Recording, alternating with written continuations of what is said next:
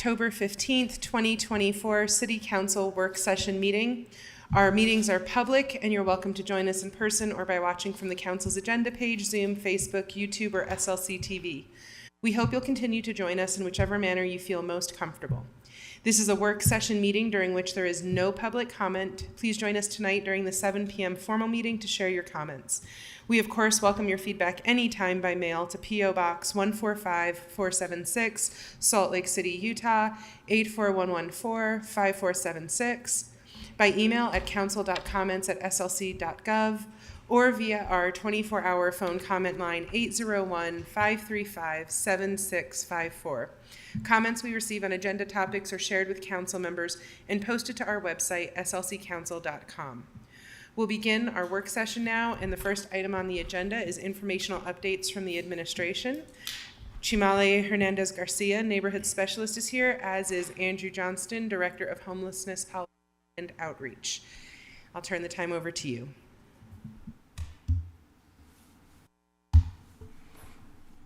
Do we have the slides up?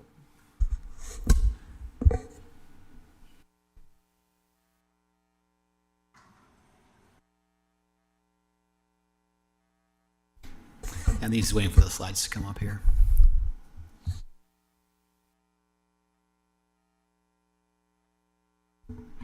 Good afternoon, council members. It is a pleasure to see you all here today, hopefully in good spirits. As mentioned, my name is Shamal Hernandez Garcia, and I will be providing the administrative updates for today. Next slide, please. Just as a general reminder, we do accept feedback at this site. We regularly update it, and we encourage all folks who have thoughts and opinions to go to this site to provide feedback. Next slide, please. With regards to public lands, there are 2 updates. Last summer, Public Lands was doing engagement and has now come up with a few designs for Steenblick and Donner Trail Park. There are opportunities to provide feedback on both of these plans to help create the final iteration. October 26th at the Monster Block Party is an opportunity for residents to get directly involved in person, and October 16th at the East Bench Community Council for the Donner Park Trail designs. Next slide, please. For the Mayor's Office, as a reminder, the Arts, Culture, and Entertainment Fund is open up until November 1st. For folks interested, there is one more info session remaining on October 23rd at the Salt Lake Downtown Public Library. And in regards to Love Your Block, we do have an open application period coming this November through the entire month. We do have open application advising assistance currently, and we'll be hosting that through the entire month of November as well. Next slide, please. Community office hours. The following are the office hours that are currently scheduled. We are attempting to schedule one more in each council district throughout the remainder of the year. Please check our website to remain updated on those. Next slide.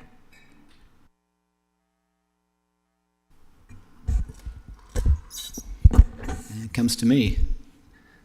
The top item there on the Resource Center utilization, they are at capacity still. Last week they were running it at slightly over 98%. But we'll talk in a few minutes about what's happening today going forward for winter services as well. Work this week on encampment impact mitigation efforts at Gladiola Street in the West Industrial area, and then that'll be with parking compliance since there's a lot of vehicles out there, and then the Jordan River, Liberty, Herman, and Franks Parks.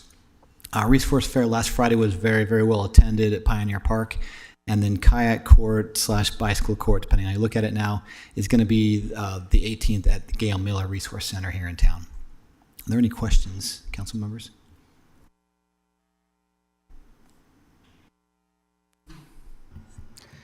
All right, Chamali, thank you. We're going to ask Andrew to stay at the table with us if there's no other council comments, so that we can have an informational update on the winter shelter plans update. Thank you, Madam Chair. I'm going to do an update on winter shelter plans, and this is going to include some background on the statute that lays out how we get to the winter planning. It also will talk about the plans themselves, the beds available, some process stuff that's just being finalized even today, and then Code Blue will be a lot of this as well, so you can understand that process and how that'll work this year. So start next slide, please. And Madam Chair, if you want, we can have questions throughout or at the end. I'm not sure how you prefer. Council, would you rather ask questions as they pop up, or would you rather hear the comprehensive information and then I'm getting indications that they want to get everything, like all the trauma up front and then all the processing on the back end? You're just like the mayor. All right, let's front load stuff for you then. So in front of you right now is part of the state statute that lays out the process for creating winter-only shelter here. 1A there is that this is a shall. So our county must do a task force in these years, 23, 24, 25. And that task force is laid out in statute who's there. It's a 14-member group, mostly mayors, representative from the Salt Lake County Mayor's Office. And their job, with the assistance of the local homelessness council, is to lay out a plan for the next winter. Now, in our case, within that, there's a lot of mays. So they may do a lot of things. Certain restrictions, they prefer not to have it too close to a resource center, too close to permanent supportive housing, too close to other public benefits like that. But then they have a lot of latitude. But the key piece there is by March every year, they have to have a number of beds they're trying to get to for that winter, and then the funding to pay for those beds each winter. And that's in March. So from March until August, this task force works to find locations, service providers, funding, the whole deal to make it work. Now, if they submit it in August 1st, the state has 2 weeks to review it and then notify them if they're in compliance or not in compliance. And that's what 7B is. So that the task force, if it doesn't get it there on time, it's not in compliance. And if it gets it there but doesn't hit the requirements, it's not in compliance. So next slide. This year, the Salt Lake County Task Force was not in compliance. And what that means for us this year was they had a goal of 900 24/7 beds and another 100 Code Blue beds.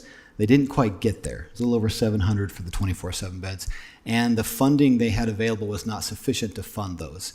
So the Office of Homeless Services at the state now has the ability to do these things, to authorize, among other things, expansion of homeless shelters' capacities by up to 25%, and the operation of one or more temporary winter response centers. Now that's a may authorize.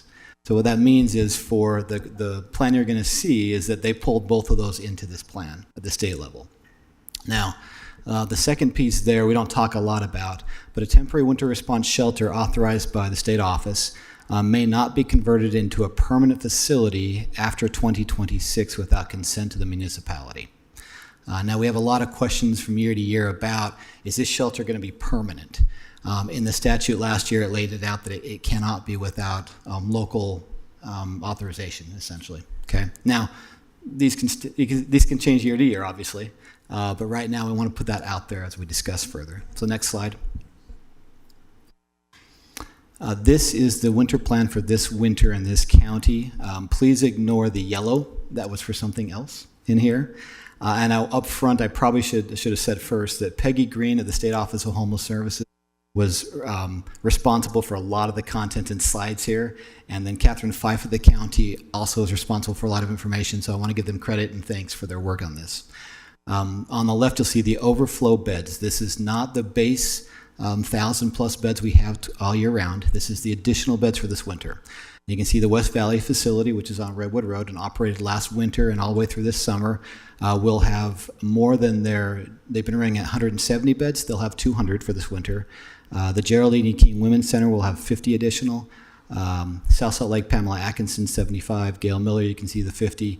St. Vincent de Paul has had 65 beds all year, and they'll continue to run that number. And then the micro units in Salt Lake City have reopened over on 7th West, and those are counted as well as part of this.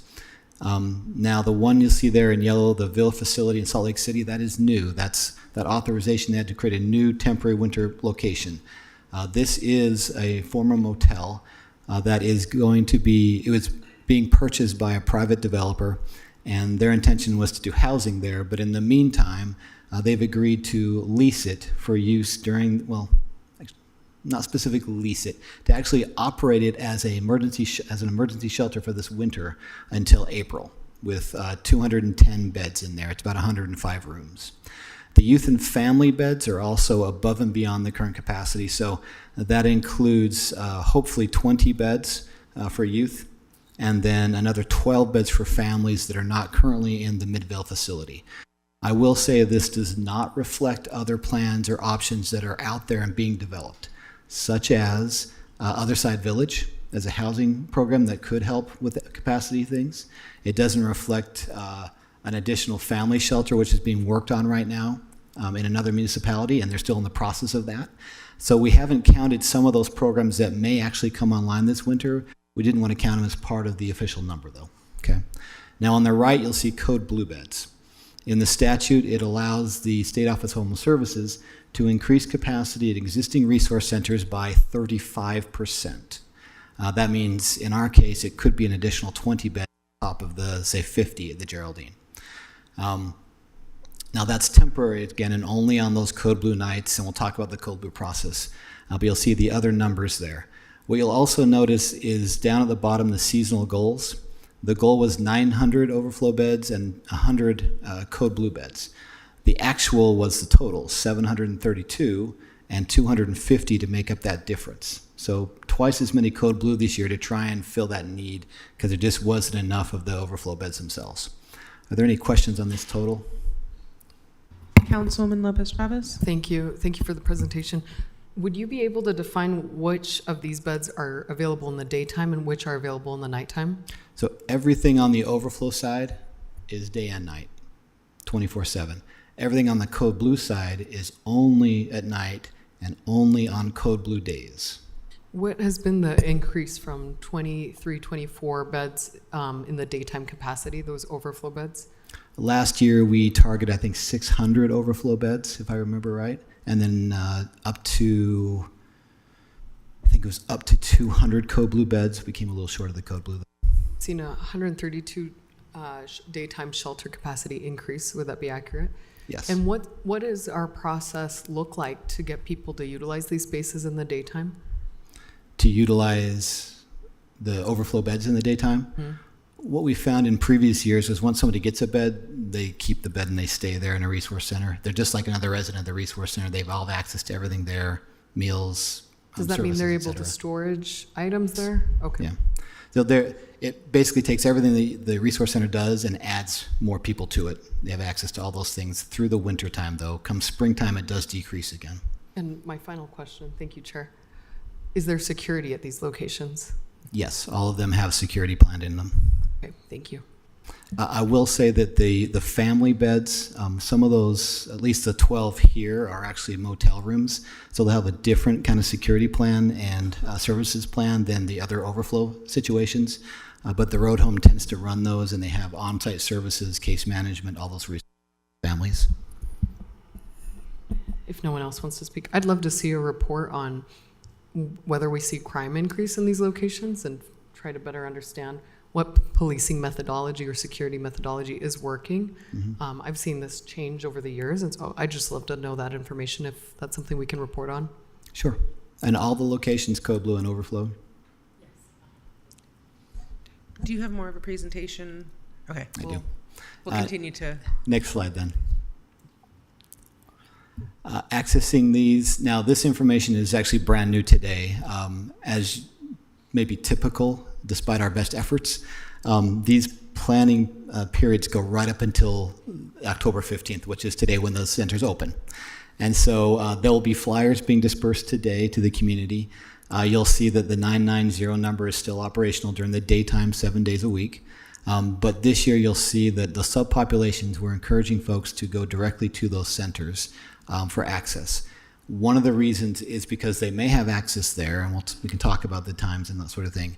But if they don't, the shuttle system, we have 7 shuttles running between all these centers, so somebody can get from one place to another if there's a bed available somewhere else. So instead of everyone going just to St. Vincent de Paul Town or the Wiegand Center, they can go to different locations, so we don't have this congestion, hopefully, as much.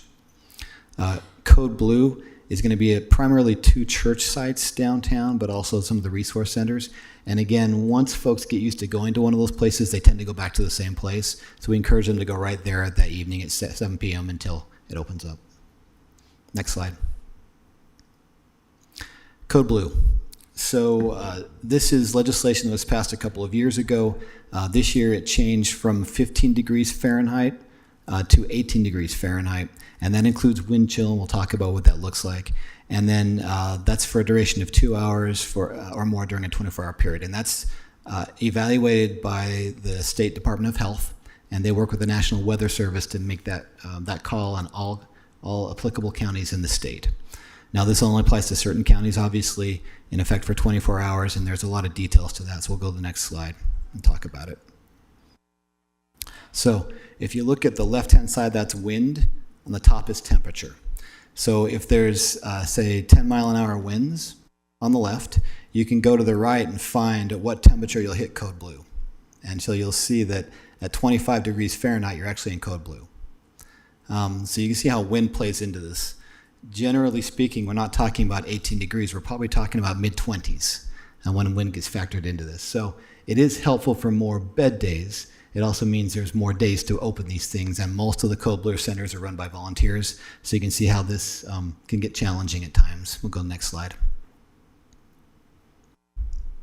Last year in 2023-2024, you can see every county in the state that had Code Blue declared at some point.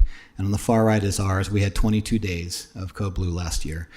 You can see Summit was the highest at 92, and Morgan, Wasatch close to us, Carbon at 62, Duchesne 64. So even Washington County had 7 days of Code Blue last year. So this is not just this county, it's statewide. And this is a really concerted effort to ensure that every county's got something in place for people.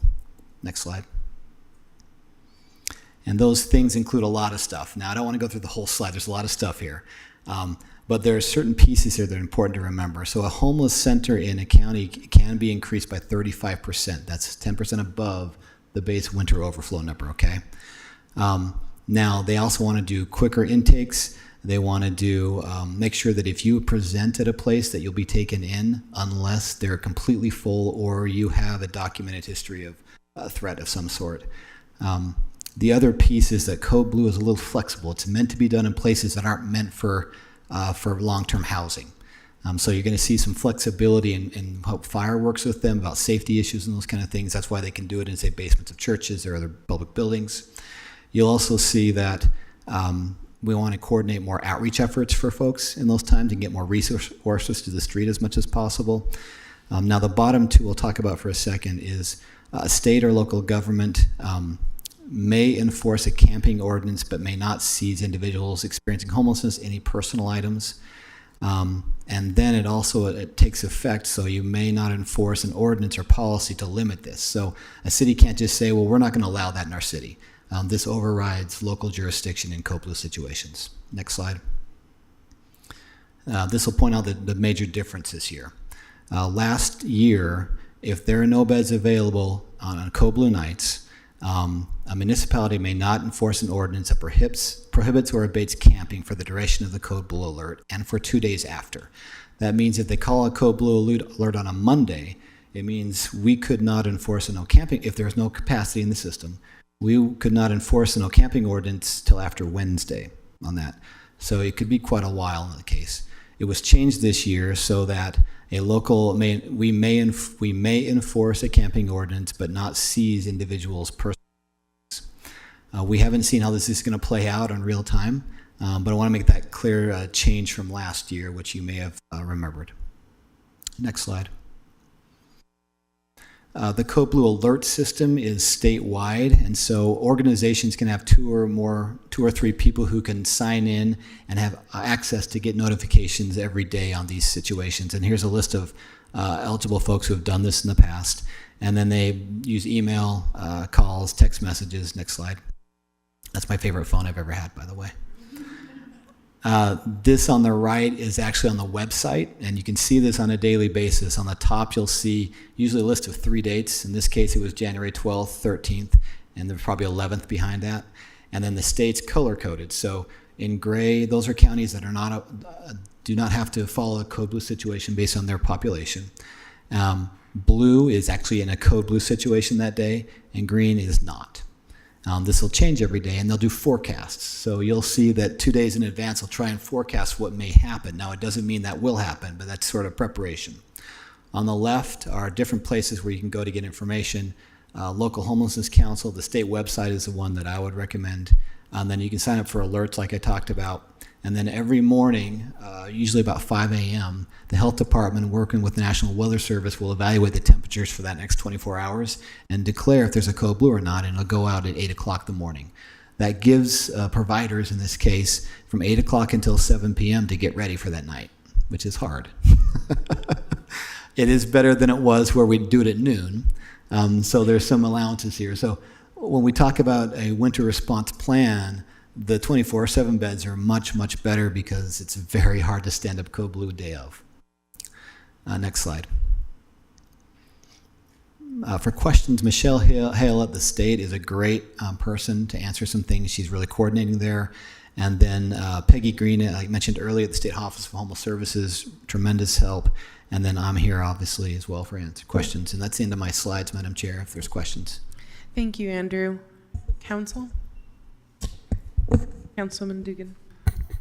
Thank you, Andrew. On the bed side of the house, we have the hotel vouchers.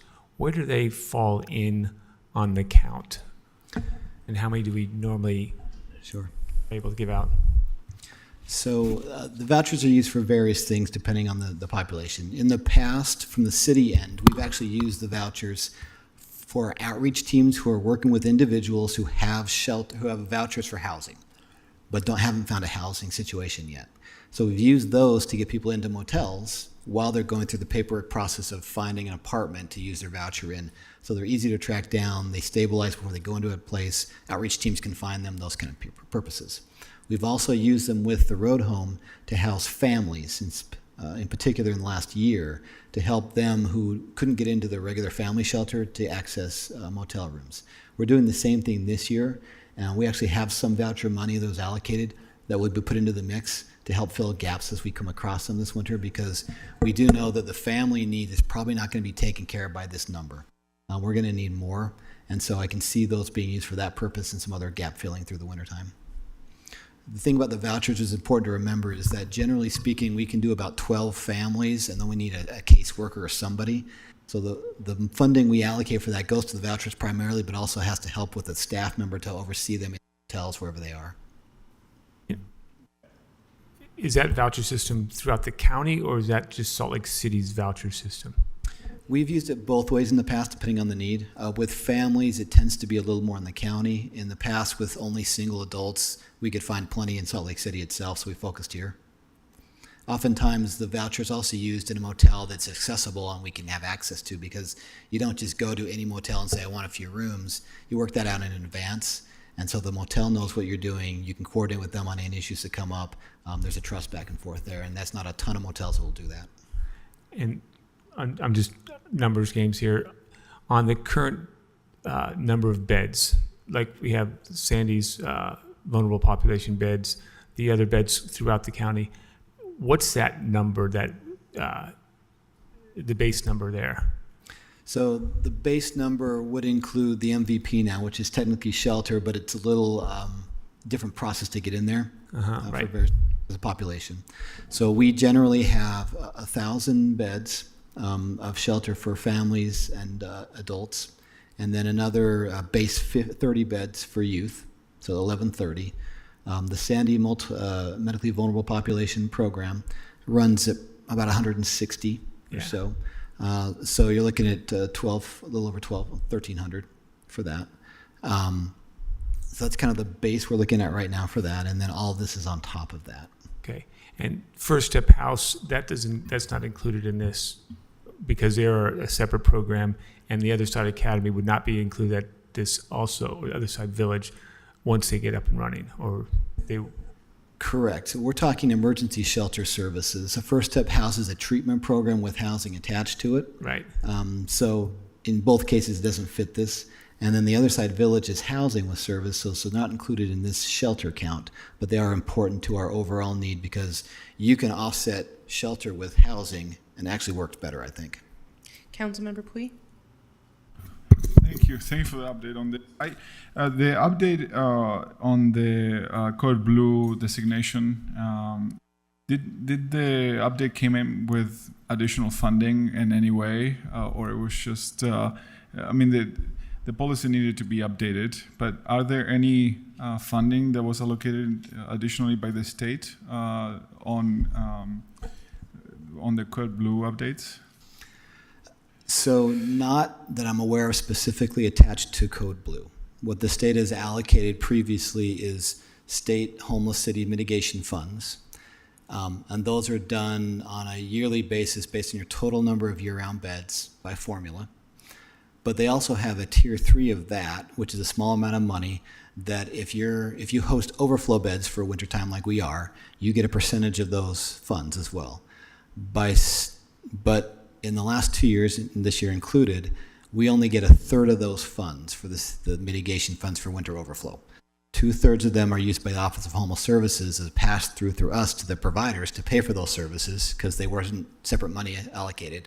So we get about 1/3 of that base rate for our overflow mitigation needs. The Office of Homeless Services, the state, has a bundle of money in different accounts essentially that they have to use for everything year round. And so they have to budget out the year round need plus this winter overflow. And oftentimes what happens is we'll have, if we need this much money for winter overflow, they'll have this much money for winter overflow, and then they'll try and recoup as many unused funds from other contracts, under the couch cushions, wherever they can to find those other funds, local funds if they can. Every year we're scrambling to get money for winter overflow put together just to get enough. And that is just to get those beds running, but no, we're not talking about mitigation funding for the cities, right? So part of the mitigation funding goes towards pay for that.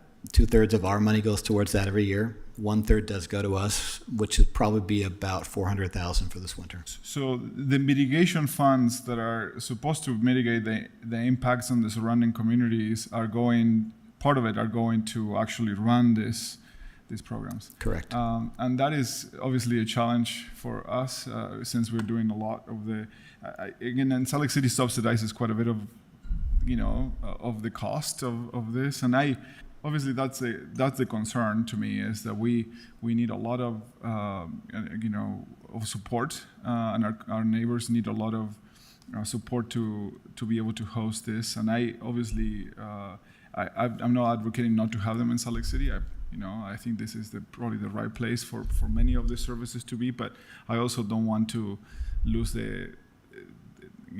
again, we've been through, it's better than it used to be, just to, put it in context. But I think that's the fight that I want to keep on pushing the state to realize that our neighbors here in Salt Lake City are subsidizing the cost of these shelters in many, many ways. And I just want to make sure that people know that that's the case. So yeah, we're not alone.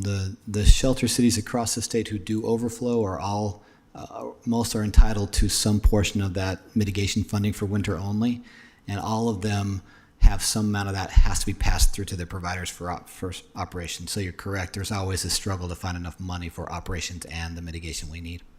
Councilwoman Lopez Chavez? Thank you. I didn't hear a mention of the VOA Youth Shelter.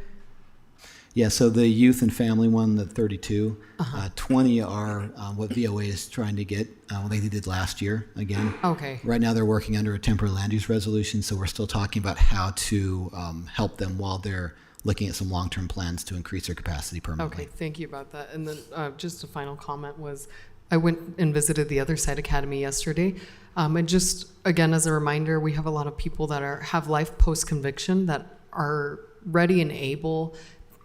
They've gone through rehabilitation programming and they're unable to access that temporary housing. So a lot of them still end up in this recidivism cycle.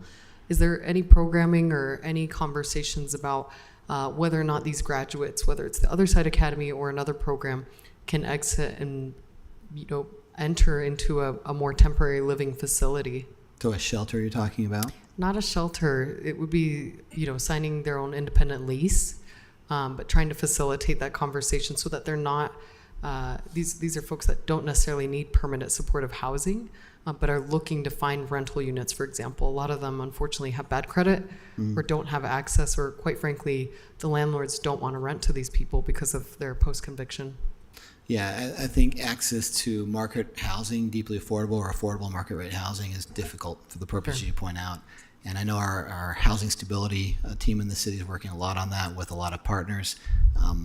It's very, very difficult, to your point, about finding housing at that level consistently in the city, but also outside the city. I wonder if that's something we can bring up to CAN. I just know there's so many folks that are graduating from these programs and find themselves coming back to them. I'm actually more interested in getting an update on the village. I remember there was intent that too. on us and almost blame at one point for holding the process up. I would like to know where they are in the process of actually opening. I know people toured the homes in a factory, but they're still a long way away from having bodies in them. And I'd like to know how close they are to being, I'm hearing that they're putting a 9-month to a year training before people can actually inhabit those homes. So even when they go in the ground, we're still a ways away. So I'm not putting that pressure on you. This is about a different aspect of homelessness, and you do not need to be prepared to answer at all times. But that is something else if we're talking tangentially. I won't speak for Other Side Academy or the Other Side Village. I will say the Other Side Academy is probably what you're referring to mostly. These are folks that may have some criminal backgrounds or things that are limiting their ability when they get out, but they're probably going back into the full-time workforce and don't need permanent supportive housing. The Other Side Village is really tailored towards folks who program they've got. So I'm told they have folks ready to move in as soon as the beds are ready there. All right, I have a few questions. So the reason we got to preemption is because there wasn't enough funding in the county coalitions that they had access to create the beds, correct? Combination of two things this year. One was just not having the full number of beds that we had targeted, and the second piece was the funding needed to support all those beds. Where does that coalition draw its funding? Is this a state allocation issue? Is there some other fund that they're supposed to be drawing on? It could be a number of things. It could be private. It could be some local municipality or county funds. It could be pass-through funds, but a lot of it is state funds as well. And then when our providers or anyone flexes, that draws down funding for operations as well? It does. So there are separate, sometimes combined contracts, sometimes separate contracts to their base ones that add some more funding for the needs for additional 50 beds, whatever it might be. And then we discussed the Code Blue has a separate funding source that gets drawn down as well. Yes. Okay, so going to the no enforcement ordinance, if I'm listening correctly, when Code Blue is in effect, we can tell people that they're not allowed to illegally be camping. Love that part. And we can't take their stuff. Love that part. But as we have no place to send them, and there will be, at this point, no other beds, are we functionally just asking people to have things that protect them from the cold, but not to deploy them in a way that would protect them from the cold? Like they're going to keep them in a bag and walk around? I'm not a lawyer. As the I statute feel like reads, this should, like those of us who don't hold law degrees, I feel like this is still within our reading comprehension. as the statute that I put up here reads, it says municipality may enforce. Now, I think there's oftentimes an expectation, but as the code reads, it's a may. Internally for our police department, we've talked, and this is year-round, about where is the line when somebody is actively seeking to follow our ordinance as far as they're not setting up a structure or camping by our code, but they're clearly unsheltered and they have a lot of stuff and they're moving around. And that's a really difficult sort of middle ground in here. So it's a similar situation in the wintertime, from what I read, is it doesn't preclude us from enforcing a camping ordinance, so we didn't have to just leave people to camp indefinitely in places. However, it doesn't really give necessarily an option, an alternative. Now, the hope is that there's enough winter service beds so that there's a place for everybody to go in. But if there's not, it doesn't really specify what happens there. So we've had to take our own initiative and say, when are we going to work with all providers and do our best to get somebody in, and at what point do we enforce, and how do we enforce? Because it could be a warning, it could be a citation, it could be arrest, all those kind of things could be a part of this, and it could be very situational. I don't think most folks in my experience would not expect a police officer in the middle of a snowstorm to rouse somebody and get them out unless they're taking them into someplace safer. They may be safer holed up there temporarily. I think that's a judgment call at times, but the code doesn't really specify what the answer is. So it's left to us to try to figure out and navigate this really difficult situation. I mean, I think all of this is pointing to the fact that the piecemeal approach to doing this isn't working, and we need partners across the sectors to join in this. My final line of questioning has to do with the shelter that's being put in my district as a preemption. What is the recourse? That neighborhood is already under siege with the closure of the River Trail. That is where a lot of the drug market has moved, is to the intersection of Redwood and North Temple. And I've had neighbors come in for face-to-faces talking about how their daughters were followed home from the transit stops. So TSA zones don't work if you make them too dangerous to be passable. So we should probably be proactive. But we've been a little spoiled in my district because Carol Hollowell has now set the standard for how to run something without.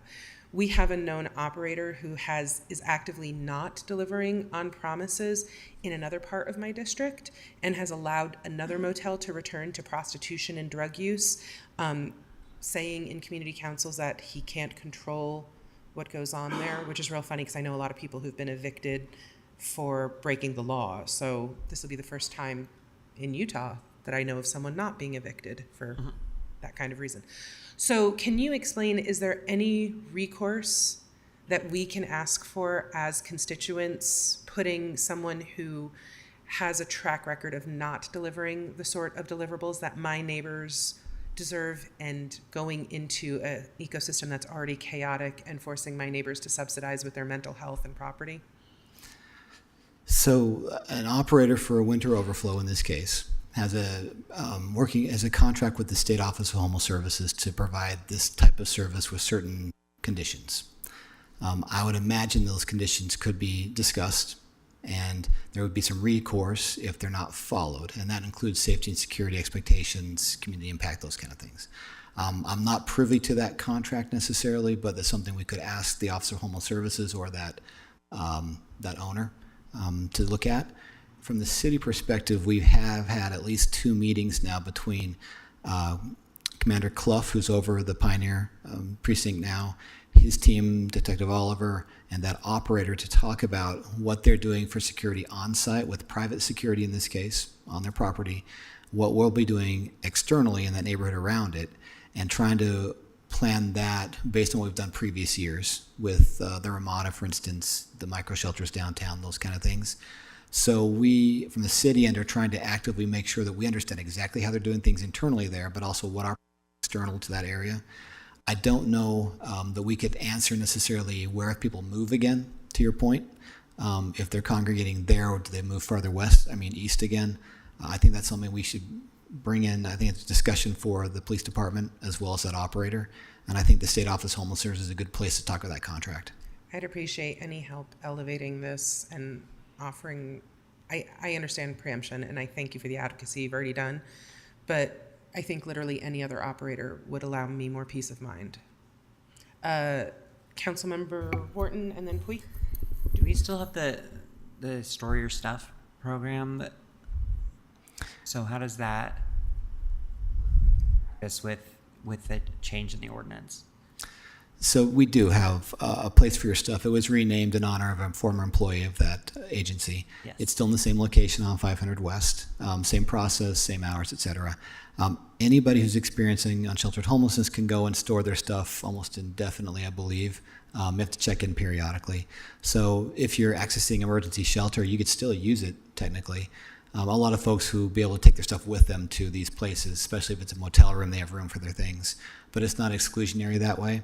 I think it continues to move forward because there may even be now this wintertime a smaller group of folks who aren't accessing that, or maybe are using, say, St. Vincent de Paul every night, but in the morning they have to leave, or the Code Blue beds. They may really use a place for your stuff to store things while they're going in and out of shelter locations. So, but like in practice, if Code Blue goes into effect and, it's already snowing or it's already cold, it's already late, how do they get the person to the shelter and get the stuff to the storage if it's too much to take with them? So depending on the situation, I know that the Code Blue facilities of the churches, Unsheltered Utah is operating those. They actually have a van this year that they'll be running in the afternoons and evenings, and they have a lot of flexibility to go a lot of places and do things. So they could facilitate a lot of those kind of transportation conversations. The outreach teams do a lot of that as well when they come across somebody and they offer that service. Even the police department at times has done some transportation of stuff and helped facilitate that. So there are options. Okay, and I don't know if you touched on this in your presentation. I was trying to find the news article, but I thought that that the temporary shelter, the micro shelter that's going to be over under the Freeway Exchange, that there was talk about another location of that too, a larger location. Is that still potentially happening with the state, or is that going to be the location for this winter? That will be the location for that program this winter, and they're likely going to keep it to the 50 beds at this point. I don't know their future plans to increase capacity at that location. I know that Wayne Niederhauser at the state has told the local residents there that it would be a temporary location, but temporary could be several years or more. But as far as post that location, I'm not aware of any specific locations they've identified. In the news this week, there was discussion based on the State Homeless Council's discussion about a large campus Right. concept, and that would be a much larger place that could conceivably take some structures like that and place them there as well, but there's no firm plans that I'm aware of. Okay, thank you. That reminded me about it's some sort of report about the micro unit. You just, flagging it to make sure that we can maybe spread out that sort of type of housing opportunity for everybody across the valley. But just on quick question on if we have the city recently, well, I don't know, last year, I think it was the last time I remember it happened, but we enforce on the no camping ordinance because there was available beds, it was about around this time of the year. I think it was a little colder last year too, and it triggered some of the expansion on the flex and the beds available, and our city started enforcing on the no camping ordinance. Are there any?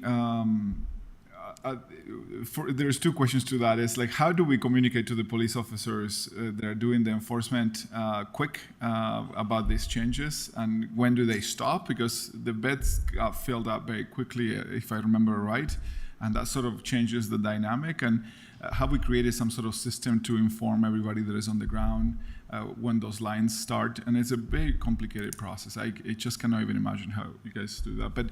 And then the second is, are there ways to track down the interactions, even if they end up being non-enforcement, like you mentioned about someone that doesn't have a structure, but is, it's cold and they're seeking they have some stuff, and the police officers decide not to enforce on this person. Are there ways of tracking this data? Ultimately, what I want to illustrate to other decision makers is how many people are out there and how many more beds we actually need. So that could be very useful data if we are actually tracking it. So the first question is about working with the police department about no camping ordinance and winter shelter availability. One of the purposes of the state website and the dashboard to track this was specific for that reason, to ensure that there was some information out there that was readily available to the public about what capacity is. Police department has been checking that regularly. In fact, internally, the police officers are strongly encouraged to check that each shift or more, and when they're interacting with folks, understand if there are legitimate options to go to. What's happened in the past, last year particularly, was that transition from summer to winter. We opened up a lot of beds very quickly, and so there was a lot of openings. And so for a smart amount of time, officers had a really easy way to say, here to there, get you in. They did. Now, once we filled everything up by November, it changed, obviously. But that's part of the reason for that dashboard. And internally, the police department communicates daily about what the availability of options are. They know where to call to try and get folks in. From the second question you had, we have a combination of ways to track things like that. One is by our mobile app, where the general public reports camping or individuals experiencing homelessness. And we can track that easily through that app and our numbers that way. And so the police department responds to some of those. Our cleaning teams respond to some of those. We have that data. The second piece about officers being called is when an officer is called through dispatch to a situation that may be including homelessness in some capacity, there is a code into that dispatch number that goes with the officer, so we can quantify generally how many calls are there. Once you get into the details of what happened there, if they're actually a large camp, small camp situations, it gets a little murkier, and we're still working through those. But we have the general data that you've talked about, I believe. Okay, thank you, Council. We can invite Andrew back for more if you have more questions, but we need to move on. Thank you, Andrew, for everything. And thank you so much for your advocacy at other levels of government for us. Thank you. All right, with that, we're going to switch item A3 and A10. So we're going to move now to an informational update on the collective bargaining processes and legal concepts. We've got Katie Lewis, City Attorney, as well as Jonathan Papsideris and Jason Olroyd at the table. I'll turn the time over to you all.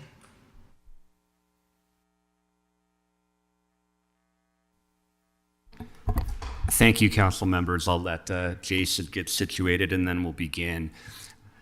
Let me start by giving you a brief roadmap of what we're going to talk about today. So we are going to talk about 4 basic topics. First is an overview of collective bargaining in Utah. And then we're going to talk about 3 specific types of documents. The first is a joint resolution. The second are ground rules that are entered into before a labor negotiation commences. And the third is the final product of a labor negotiation, which is a memorandum of understanding, or in other states, it's referred to as a collective bargaining agreement. I'm going to cover topics 1 and 4. Jason is going to cover topics 2 and 3. We've allotted time for questions at the end, but please feel free to jump in at any point in time if you have a question about what we're going to be addressing right then and there. So let me start with an overview of the collective bargaining framework in Utah. So let's start at the federal level. There is a federal statute, which is the National Labor Relations Act, but that does not apply to any governmental employer. It does not apply to the federal government. It does not apply to state governments. It does not apply to any level of government, county, municipal, or otherwise. So the National Labor Relations Act, which is enforced by the National Labor Relations Board, governs collective bargaining in the private sector, but not in the public sector. So public sector collective bargaining is a creature of state law. So state statutes provide the framework for public sector collective bargaining. In Utah, we have no such statute. So fundamentally in Utah, governmental entities are not required or obligated to engage in collective bargaining.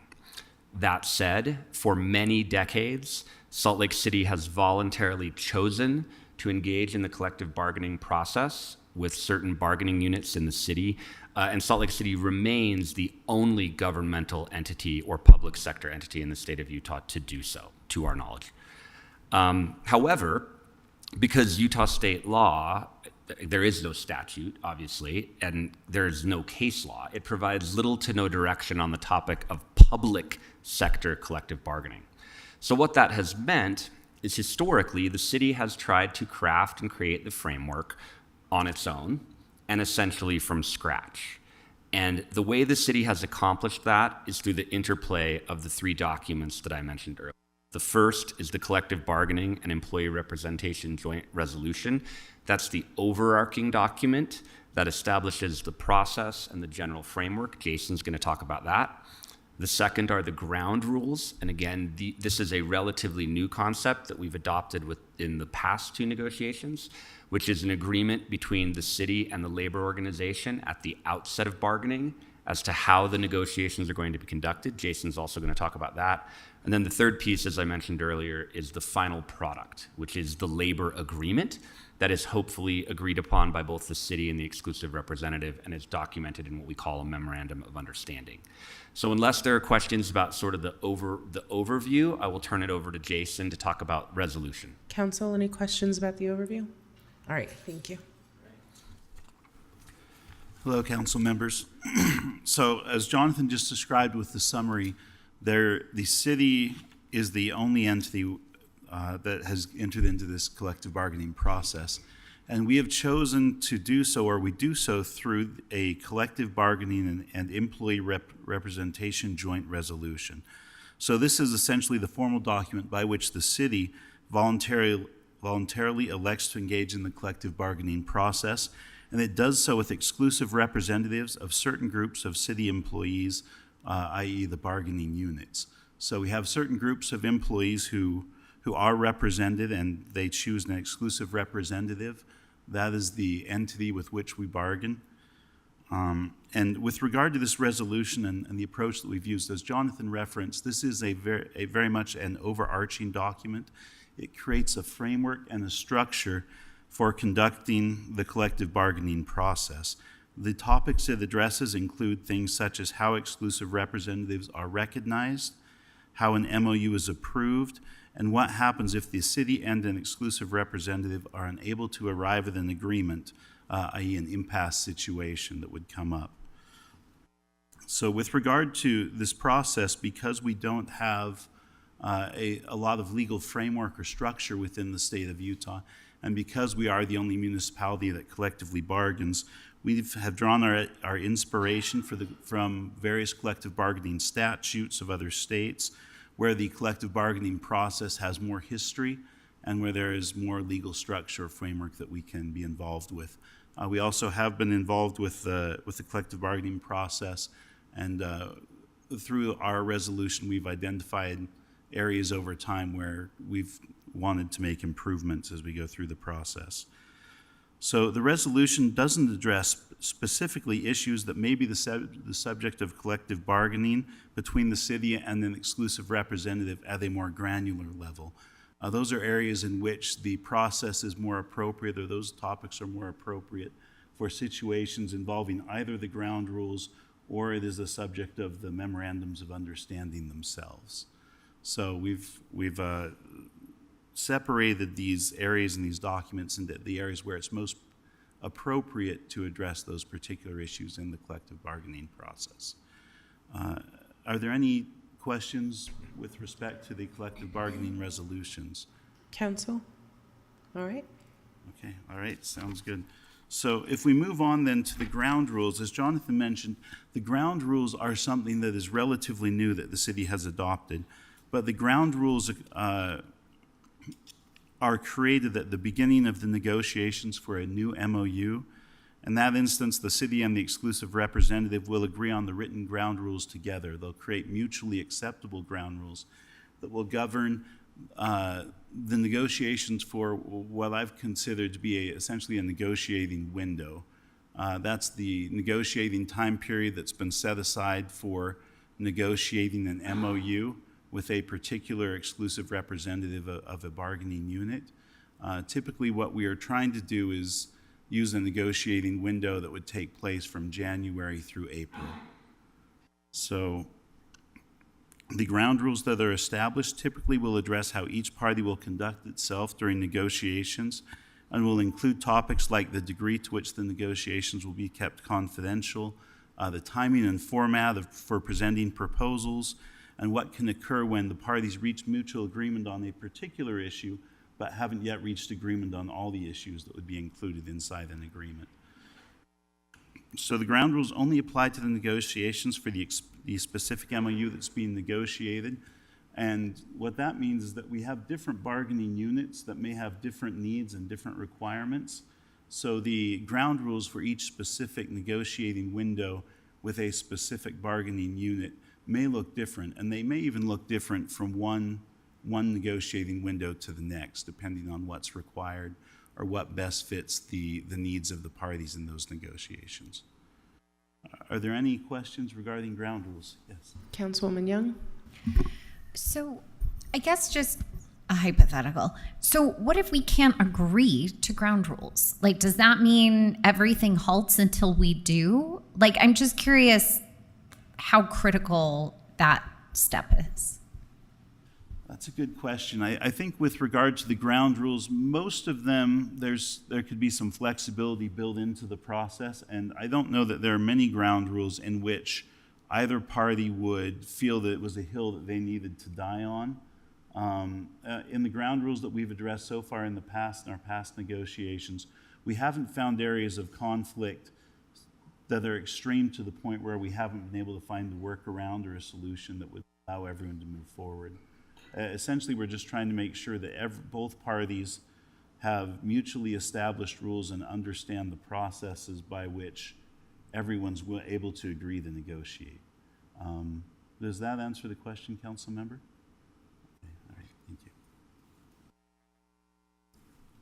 Okay, with that, we'll go to the final document. How do the ground rules change again? Sorry. I'm sorry. How do you change the ground rules? So the ground rules will be agreed upon at the beginning of Okay. each negotiation. Right. Each specific bargaining unit. Okay. and there's opportunity to dialogue and discuss about those at that time. So then we get to the third document, which is presumably the one with which you have seen the most, and these are the memorandums of understanding. So a memorandum of understanding or collective bargaining agreement is simply a labor agreement negotiated, and the two parties are the city and the exclusive representative of the bargaining unit with which the city is negotiating. And these documents are quite comprehensive. They address the terms and conditions or certain aspects of the terms and conditions of the employees in the bargaining unit for a specific time period.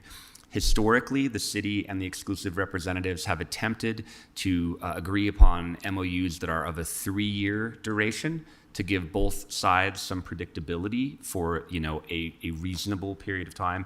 That has not always been the case. There have been exceptions where we've had MOUs that are of a shorter length, but that is the rare exception. That is not what we have historically done. With respect to what an MOU addresses, again, as I said, it will address issues specific to each bargaining unit.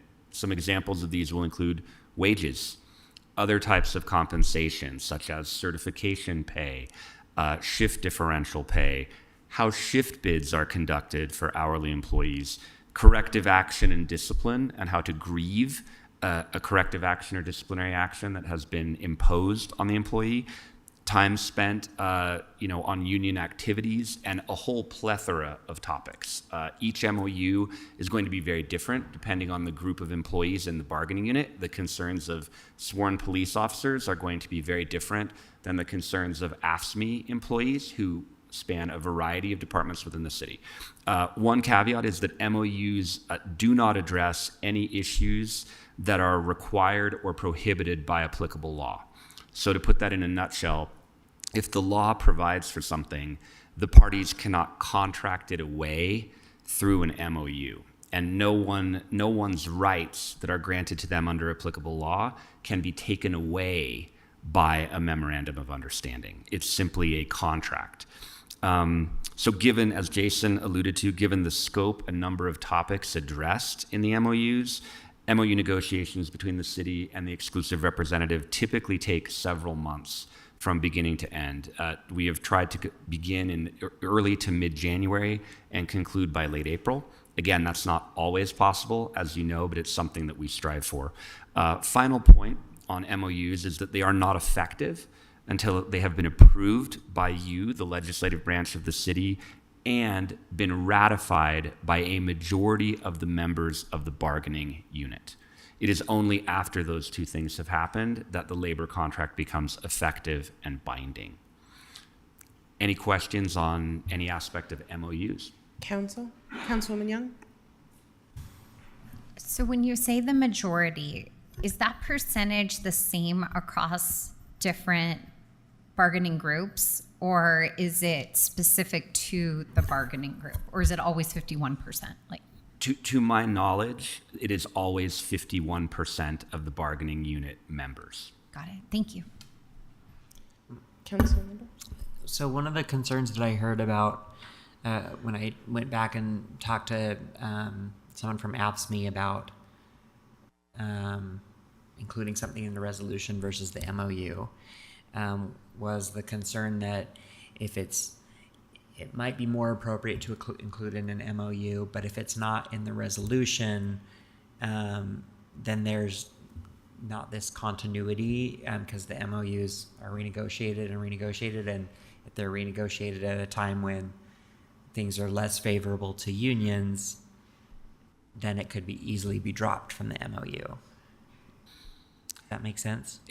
It does. Do you want to take a stab at that, Jason, or would you like me to? If you want to go ahead and take the first crack at it, I'll be happy Sure. with that.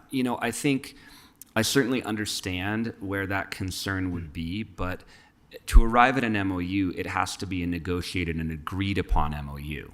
So if the city were to come into a negotiation, or a labor organization were come into a negotiation and say, we need this included in the MOU, or we need to take this out of the MOU, and it was something that the other party fundamentally felt very strongly about, we would not have an agreement.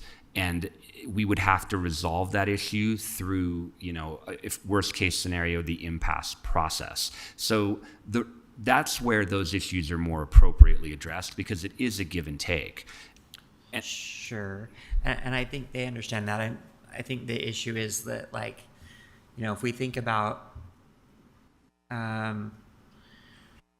what the law does is, you know, where are the boundaries, where, you know, and if there's a law that says that the fence is here, you don't have to negotiate to get it over here. So I think that's the point. Like, so is there a way to, like, to address those concerns? I think that, I mean, it would obviously depend on what the law was, but, you know, if the state legislature were to pass a law, for example, that directly addressed something, let's use an example. The new law directly prohibits something that we and an exclusive representative have bargained for. My opinion would be we can't ignore state law if that's binding upon us. And so we would have to address that. Now, if state law doesn't speak to the issue or it doesn't address it directly, then of course there's room for the parties to attempt to arrive at an agreement that would both comply with state law and would also accomplish the interests of both the labor organization and the city.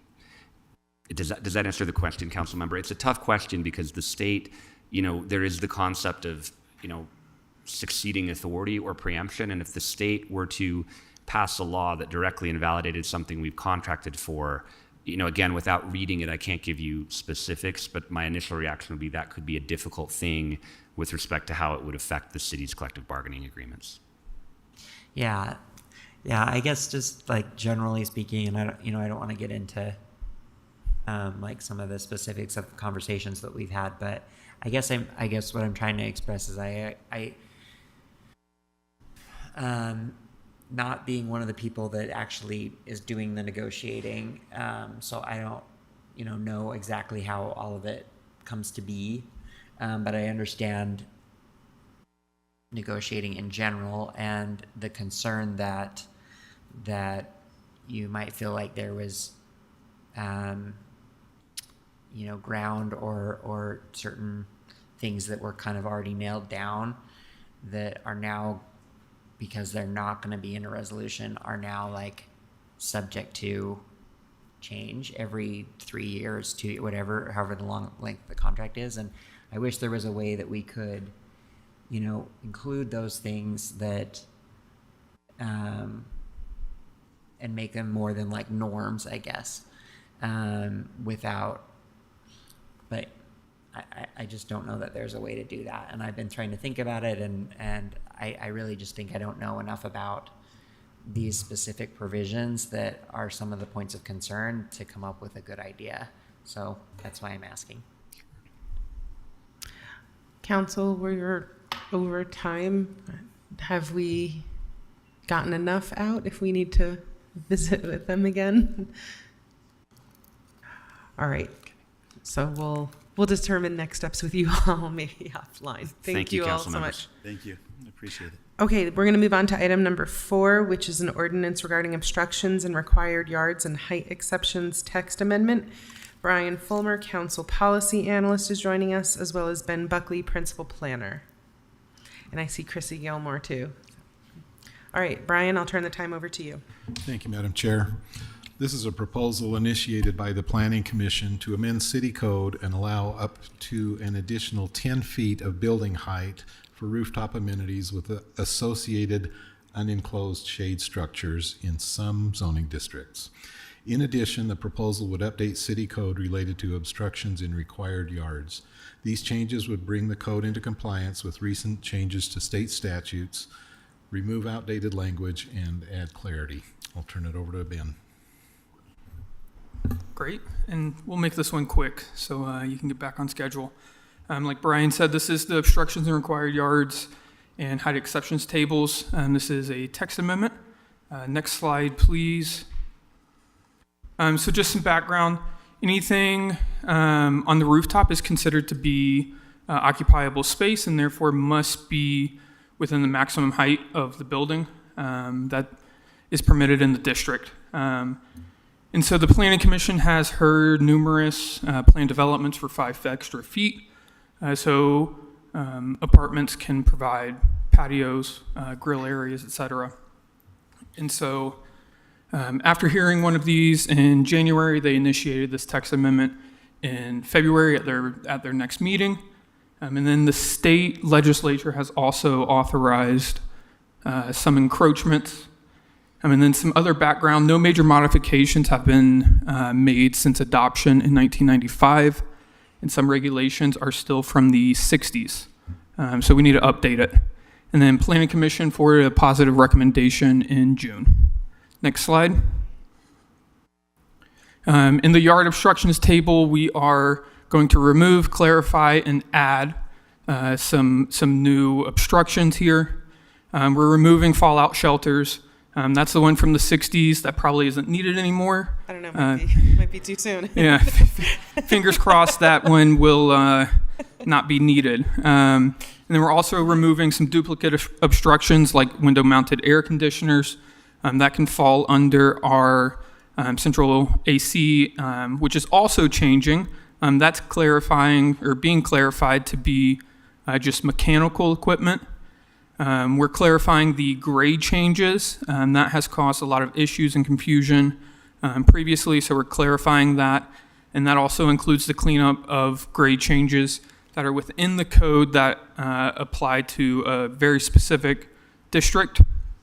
And then we're adding the other accessory structures not regulated elsewhere. We've had some pergolas, some arbors and trellises that have kind of caused headaches because we don't know how to classify them. And so we have arbors and trellises right now, but pergolas we don't. But the size of the arbors and trellises is not changing. It's still going to be 10 feet tall and 120 square feet in area. And then some of the state mandated obstructions include some new deck regulations and window well regulations. Next slide, please. Height exceptions here. Modification of some exceptions include the parapet walls.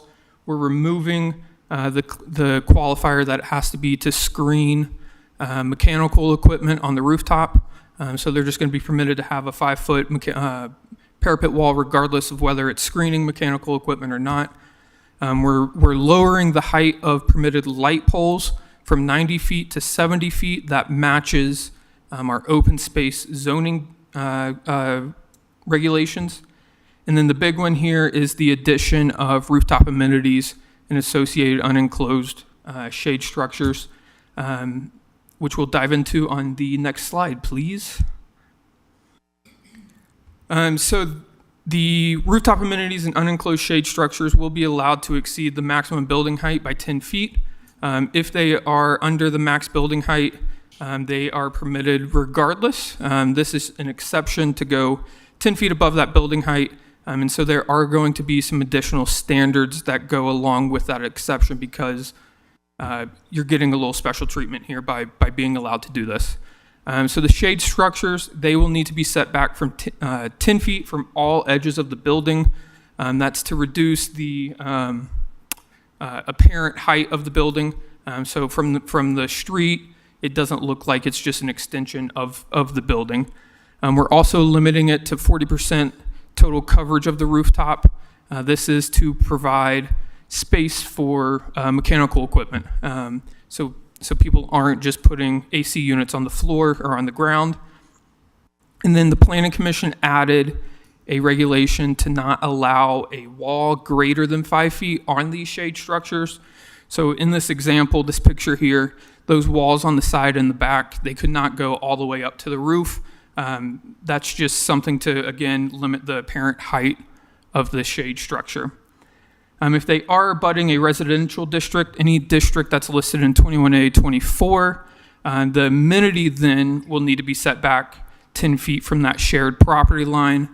And then physical separation should be provided as well. That could be a fence or planters or whatever.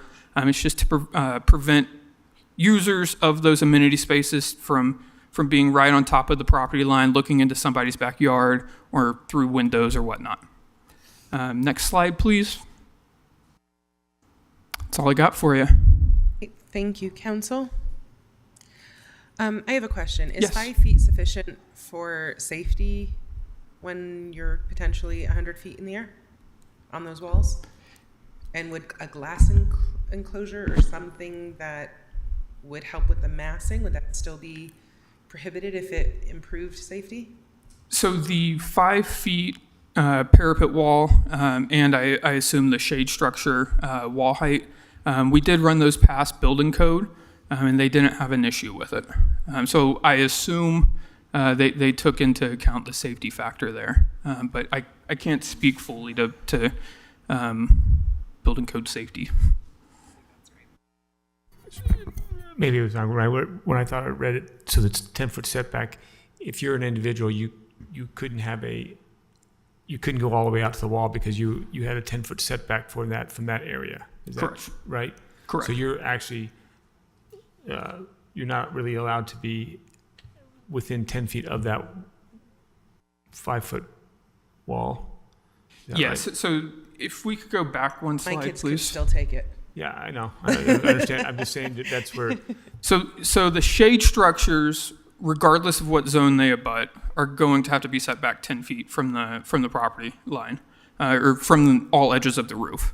The amenity will only need to be set back 10 feet when it abuts a residential district. Okay. And so the 5-foot parapet wall, I do believe that would satisfy safety requirements that high up. I appreciate it. I understand the safety. I A think wall shorter than me? That doesn't feel safe. well, I'm just right. Understood. I would appreciate a more thorough analysis of that, and I would be fine. Like, I understand what they're saying, and I agree with that. We don't want like another brick wall, and I assume the purpose of it would be to get sunlight and enjoy an outside amenity. So I would be fine with specifying materials that would allow light through, that would, not make it appear like a solid brick wall, but I would really like a really thorough analysis of if that's actually safety before someone. Yeah, we can get building code on that. Yeah, thank you. I For really safety. Sure. Quickly, so questions on the why limiting the size of the trellises to the sizes that you are suggesting? This proposed ordinance suggests. I mean, as rooftop. I mean, making it more the argument of giving shade to these places and shelter highlights the need for it, and then obviously proves the point that more people will use these amenities if they have shade. So I'm confused about this limit on what is probably currently now an underutilized space, and it could become an amenity if it had more shade. And the second question relates to the setback to the property line. Even in the photo that you have there showing right now, there is a privacy component to that amenity. So no one that is sitting there is looking into the windows of the neighbor. But I mean, we are in an urban setting. This is an ordinance that applies to mostly, our downtownish, not only, but it could apply to many other areas. I mean, we all gonna have windows that are looking into someone else's window at some point, and so I'm confused about why making these hard rules that it needs to be 10 feet away from the property line when, in this case, for example, it added a privacy component that to me suffices the privacy issue. So those are some of the things that I noticed right now out of the bat, and I need to do a little more research about it. But I would like to hear your thoughts if you have any, Ryan. Sure. So the setback, the 10-foot setback for the amenity only does apply when it abuts a residential district. We got feedback from 3 different community organizations, and they all voiced a little bit of concern regarding having amenities right on top of their property line if a 6-foot apartment building is right next door to them. They voiced concerns about having users of the rooftop right on top. And then the shade structure, again, it's just to limit the perceived height of the building. Yeah, I would like to make sure that we do whatever we can to make this a usable ordinance and don't become needlessly prohibitive to anyone. And I'd love to see some sort of bonuses or incentives for greening the roofs too, for encouraging foliage and things that'll help with heat island effects. So, anything else, council? Thank you all. Great. You helped us almost completely. We're now only 4 minutes behind instead of Perfect. 20. Thank you. I Awesome. appreciate you. Thanks, y'all. All right. With that, we'll pivot to an informational briefing for follow-up on draft policies for housing program funds. Allison Rowland, Council Policy Analyst, is at the table, joined by Tammy Hunsaker, CAN Deputy Director, Tony Milner, Director of Housing Stability, and Heather Royal, Deputy Director of Housing Stability.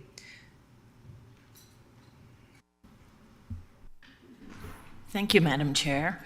This item came up as part of the discussions on CAN's Housing Programs Fund. Housing Program Funds policy, it's hard to get the S's in the right places there. It focuses on proposed changes to the allocation process for the share of annual Funding Our Future revenue that is directed to housing services. Currently, that process consists of the council allocating a lump sum for different Funding Our Future housing services as part of the annual budget discussions. For example, there's a shared housing program for people experiencing homelessness and a mortgage assistance program for first-time homeowners. So once the budget is adopted, the Housing Stability Division works with the Purchasing and Contracts Management Division on an RFP-based selection process among local community service providers. The proposal here would essentially shift the annual allocation of Funding Our Future revenue to a competitive application process, which would be combined with the annual HUD allocation process. In future annual budgets, there would be just 2 Funding Our Future spending categories for housing services: tenant housing assistance and equity and homeownership assistance. With this change, the council would have more direct knowledge and control over allocations to specific programs and activities, and it would eliminate the need for a separate administrative process currently used to process Funding Our Future funds. So there are a couple policy questions that I think would probably help both CAN and Housing Stability to refine their policies for the next round. One is whether the council would support changing the annual distribution process for Funding Our Future funds, which is precisely what I just explained. And then the second part is whether you would agree with the proposed eligible uses for Funding Our Future housing program funds, which is to say the tenant housing assistance and the equity and homeownership assistance. So I will hand it over to the experts. Thank you. Thank you, Allison. That was a great overview. We can provide a bit more detail through a short presentation. So over the past several months, we have briefed on draft legislative policies for the housing funds and programs administered by Housing Stability. So as a review, these policies have included so far the Community Land Trust, the Home Repair Program, the Naturally Occurring Affordable Housing Pilot Program, and the Housing Program Funds Policy. The housing program funds collectively include HUD, Funding Our Future, and then program income that's typically received through loan repayments. You were last briefed on these policies in August. Next slide, please. So once adopted, the Housing Programs Funds Policy, which is the red line that you have in your packet, will include the budgeting and reporting standards for the collective housing program funds, and it will also establish a revolving loan fund for the city's direct delivery housing program, so for the CLT, the Home Repair Program, and the Naturally Occurring Affordable Housing Program. But today, as Allison said, we are focusing specifically on Funding Our Future per the council's request. As a bit of background, Funding Our Future was first available for housing in 2018, and the housing set-aside of Funding Our Future is generally divided between the RDA for housing development and Housing Stability for housing programs.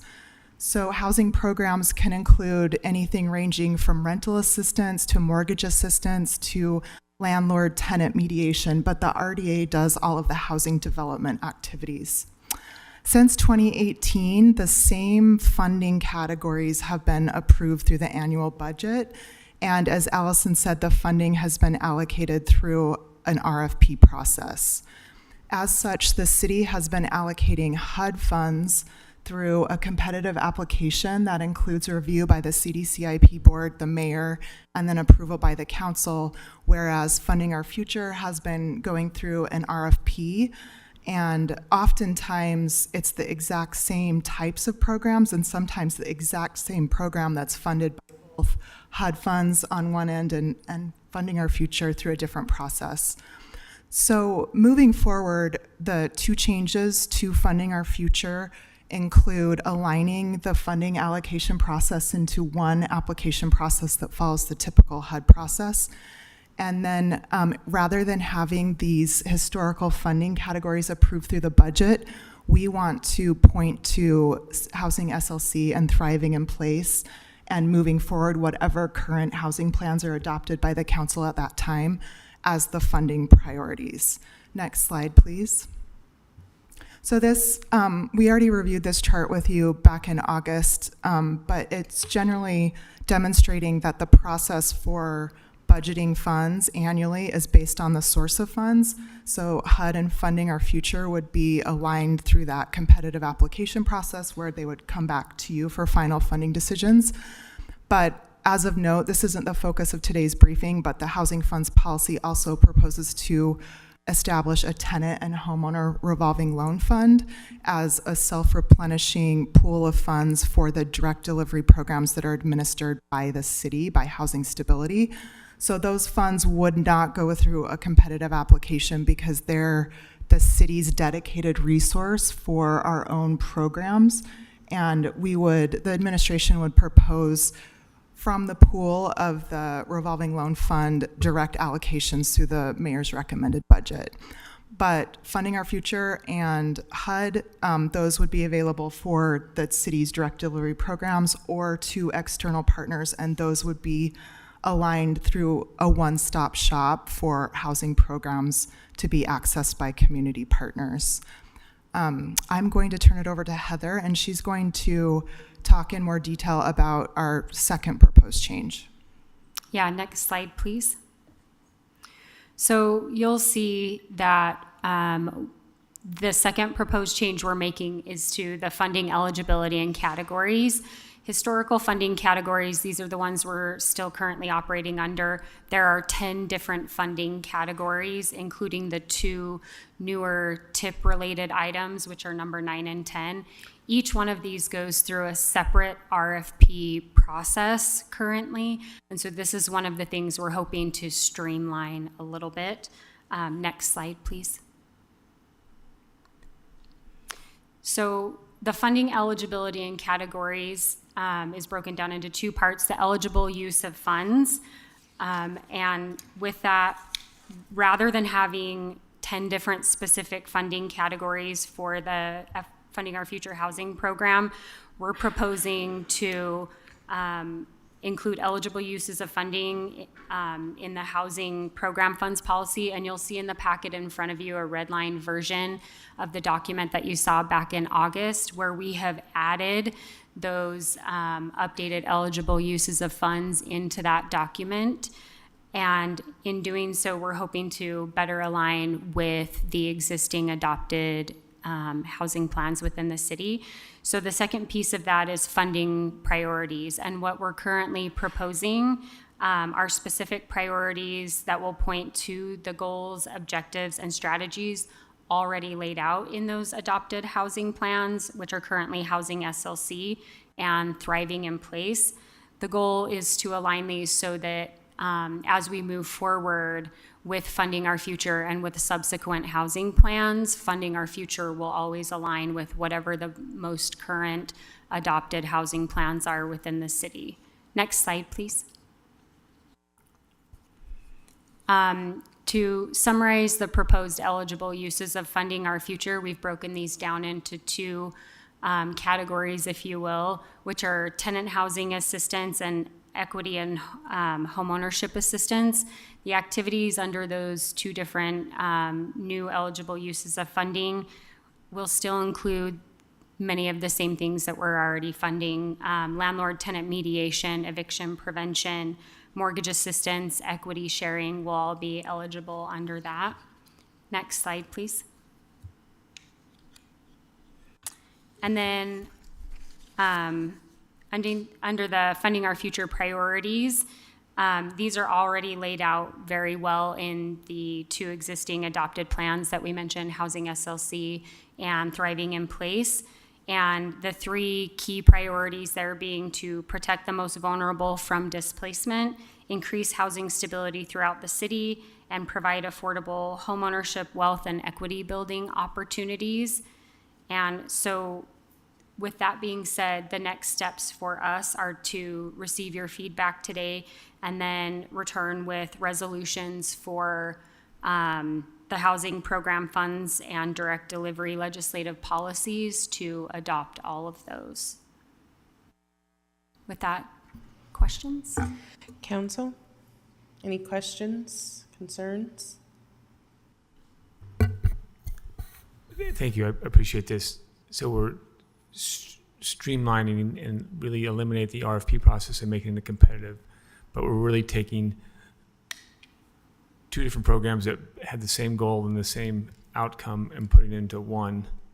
And in essence, and then are we, because we're doing that, we're not dislocating someone who would do better on the RFP in the competitive side of the house? It's still going to be this. We're going to still see the same review.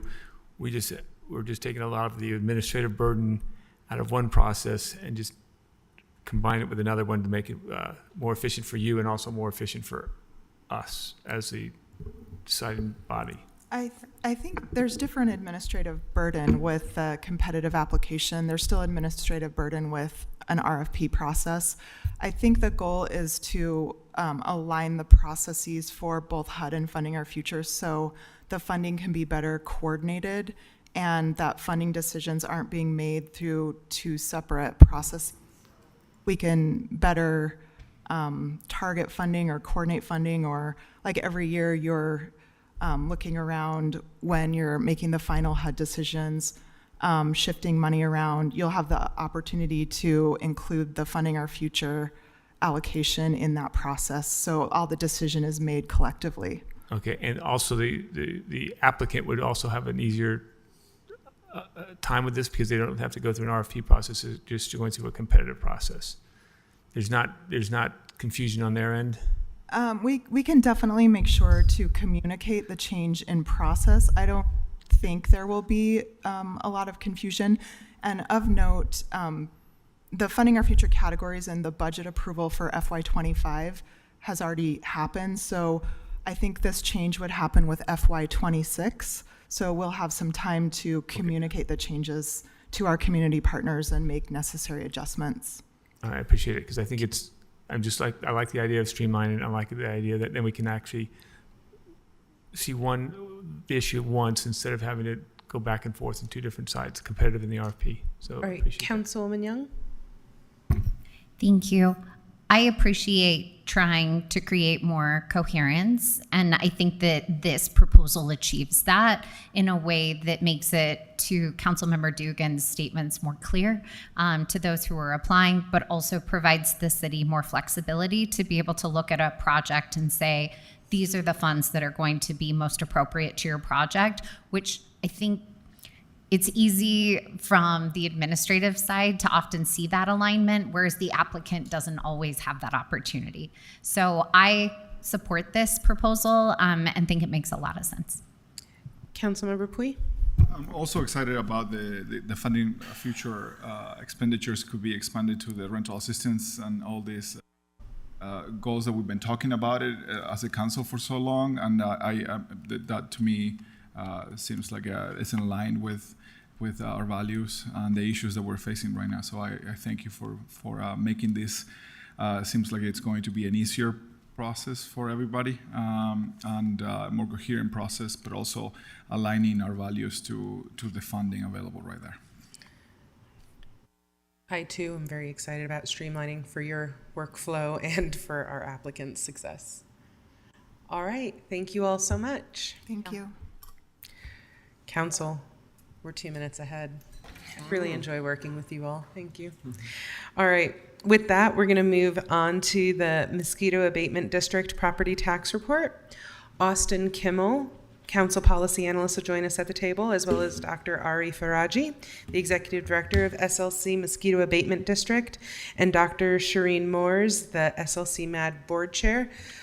We have quite the crowd as well. I've got some names like Dr. Greg White, the assistant director, Dr. Michelle Rebine, education outreach specialist, Dr. Chris Bibbs, laboratory director, Dr. Nate Byers, molecular biologist, and Brad Sorensen, aerial operations supervisor. Sorry if I missed anyone else, but we're glad that all of you are here.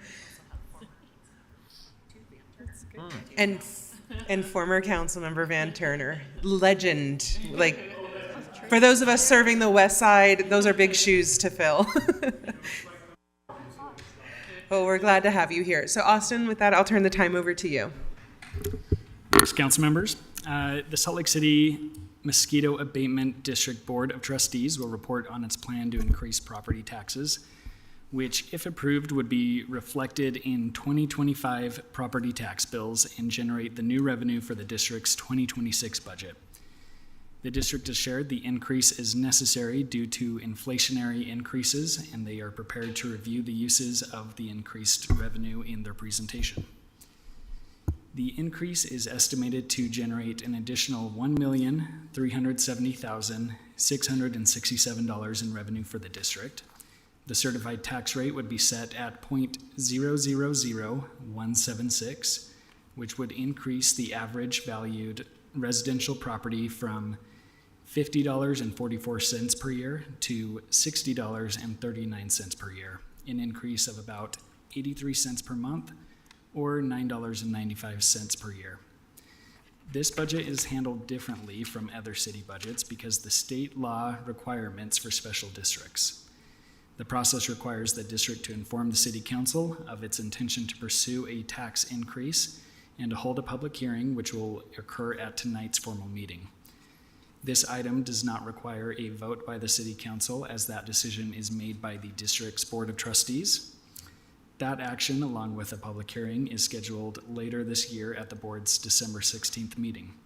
And with that, I will now turn it over to board chair, Dr. Shireen Moores. We're pleased to be here to tell you a little about what the Mosquito Abatement District does and to report on our tax increase that we'll be requesting. I think you've done a great job introducing our members who are here. Van Turner was previous city councilman from 2000 to 2013. 12 years. 12 years. Yeah, and he's serving on our board, and he's representing District 2.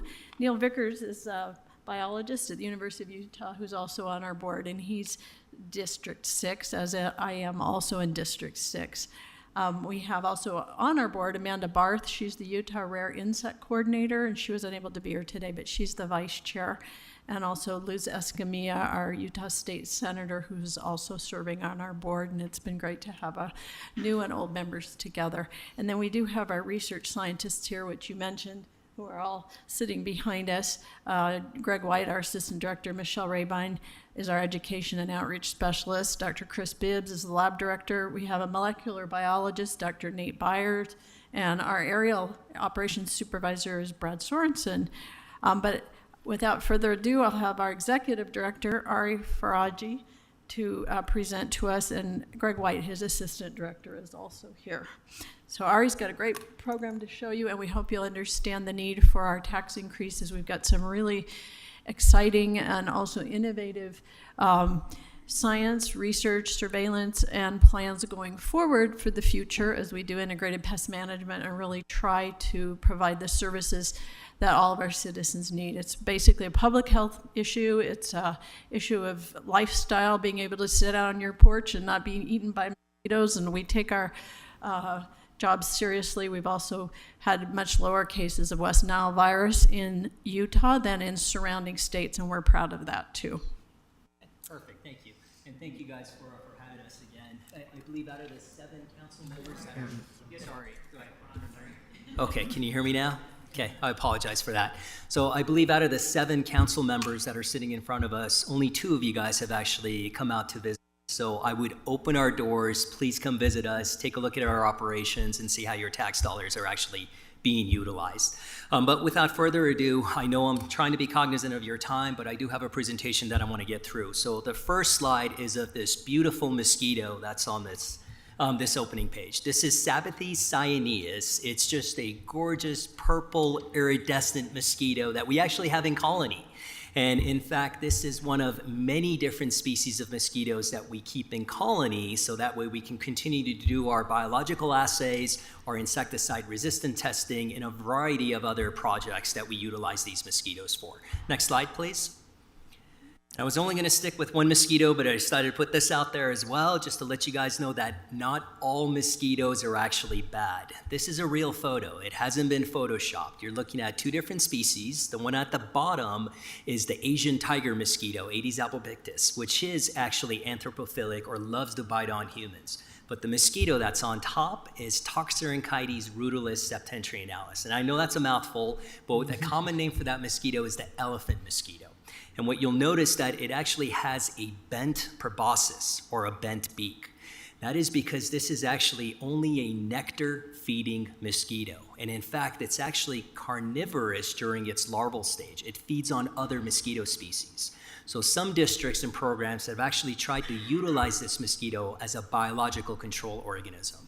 And if you look closely at the antennae, you'll actually notice some pollen grains that are found on that mosquito as well. Next slide, please. So I think most of you guys know that mosquitoes are actually by far the deadliest animal on this planet. And that is really one of the main reasons why we provide the services that we do for the residents of Salt Lake. Next slide, please. Our district was actually founded in 1923. We are the third oldest in the entire nation. And that should speak volumes to how bad the actual mosquitoes are. People love to ski in Utah, but they forget the fact that we accumulate a tremendous amount of snow up in the mountains. And this snow melts in the springtime and tries to make its way towards the Great Salt Lake. But that water is impounded, and it never quite makes it to the Great Salt Lake. That's part of the reason why the Great Salt Lake is drying up. And as a result of that, all those wetland habitats are producing a tremendous abundance of mosquitoes, numbers that I myself hadn't seen until I moved out here in 2014. We are an independent taxing special district, so property taxes fund every aspect of our operations.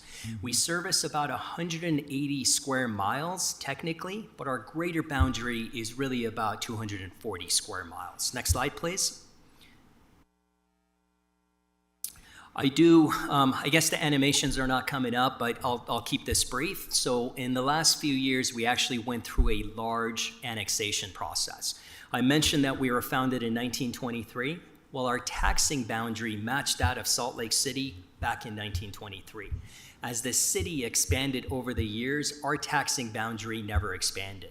So in the past few years, we actually went through a large annexation process with Magna Mosquito Abatement District. The International Center, for example, was part of their jurisdiction.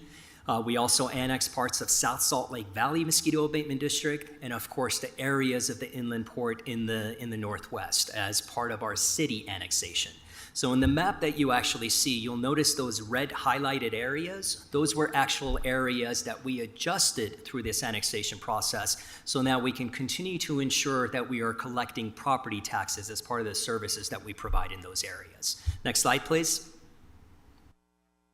Our district is composed of 13 full-time staff. There are 5 who served on the council for probably 16 years or so.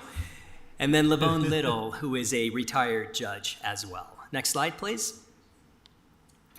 Now, what we utilize as part of our operations is called integrated mosquito management. And this is almost equivalent to integrated pest management, with the huge difference being that we do not have an economic threshold. We are not trying to protect a crop from injury as a result of insect damage, because for us, every life matters the same. And so our process really tries to ensure public health and quality of life for everybody that we serve.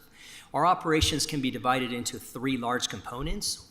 1/3 of it is the actual surveillance, and this is done for both juvenile or larval mosquitoes and also adult mosquitoes. But our control, the other 1/3 of our operations, if you guys look at that, the vast majority of our time and effort is concentrated on larval or juvenile control. basically trying to get to mosquitoes in the aquatic stage where they are confined to that aquatic habitat and they're not going anywhere.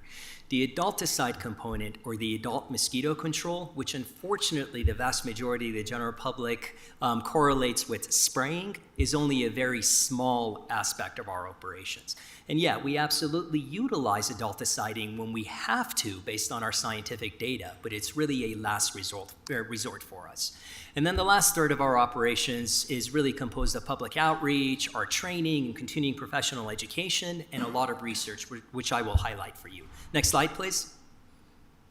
As part of our surveillance, I apologize, none of these animations are coming through, so you can't see the map with all the traps that are in the field. But we utilize about 40 carbon dioxide beta traps that are strategically placed throughout our jurisdiction. These are placed twice a week. We set them generally on a Monday, collect them on a Tuesday, process them, and based on that species composition, the abundance, and also pathogen infection rates, we determine whether or not we need to intervene with some sort of an adult control measure.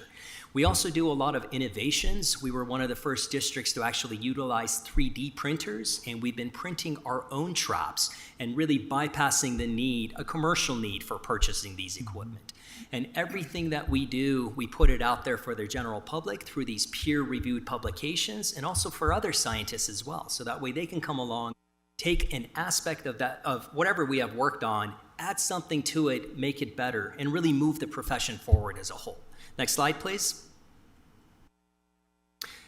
Again, the animations are not coming through, but this graph was going to show you the abundance of mosquitoes that you see in the back with our intervention efforts and then our post-trapping or post-surveillance. So essentially a scientific experiment that's being done on a weekly basis within our jurisdiction.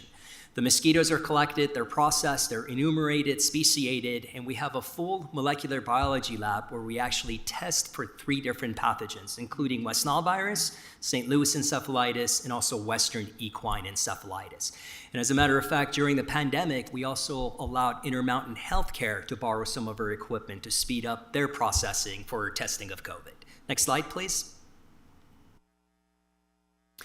Now, as part of our operations, we're generally divided into an urban side and a rural side. So on the urban side, we have a very active tree hole program. Believe it or not, there's about 5,000 tree holes. Some of you may have seen them in the city. So anytime you see these trees that are out there with these cavities or hole that have a blue spray paint on it, those are one of our geocoded sites where our inspectors go out every single year to inspect and treat them as needed.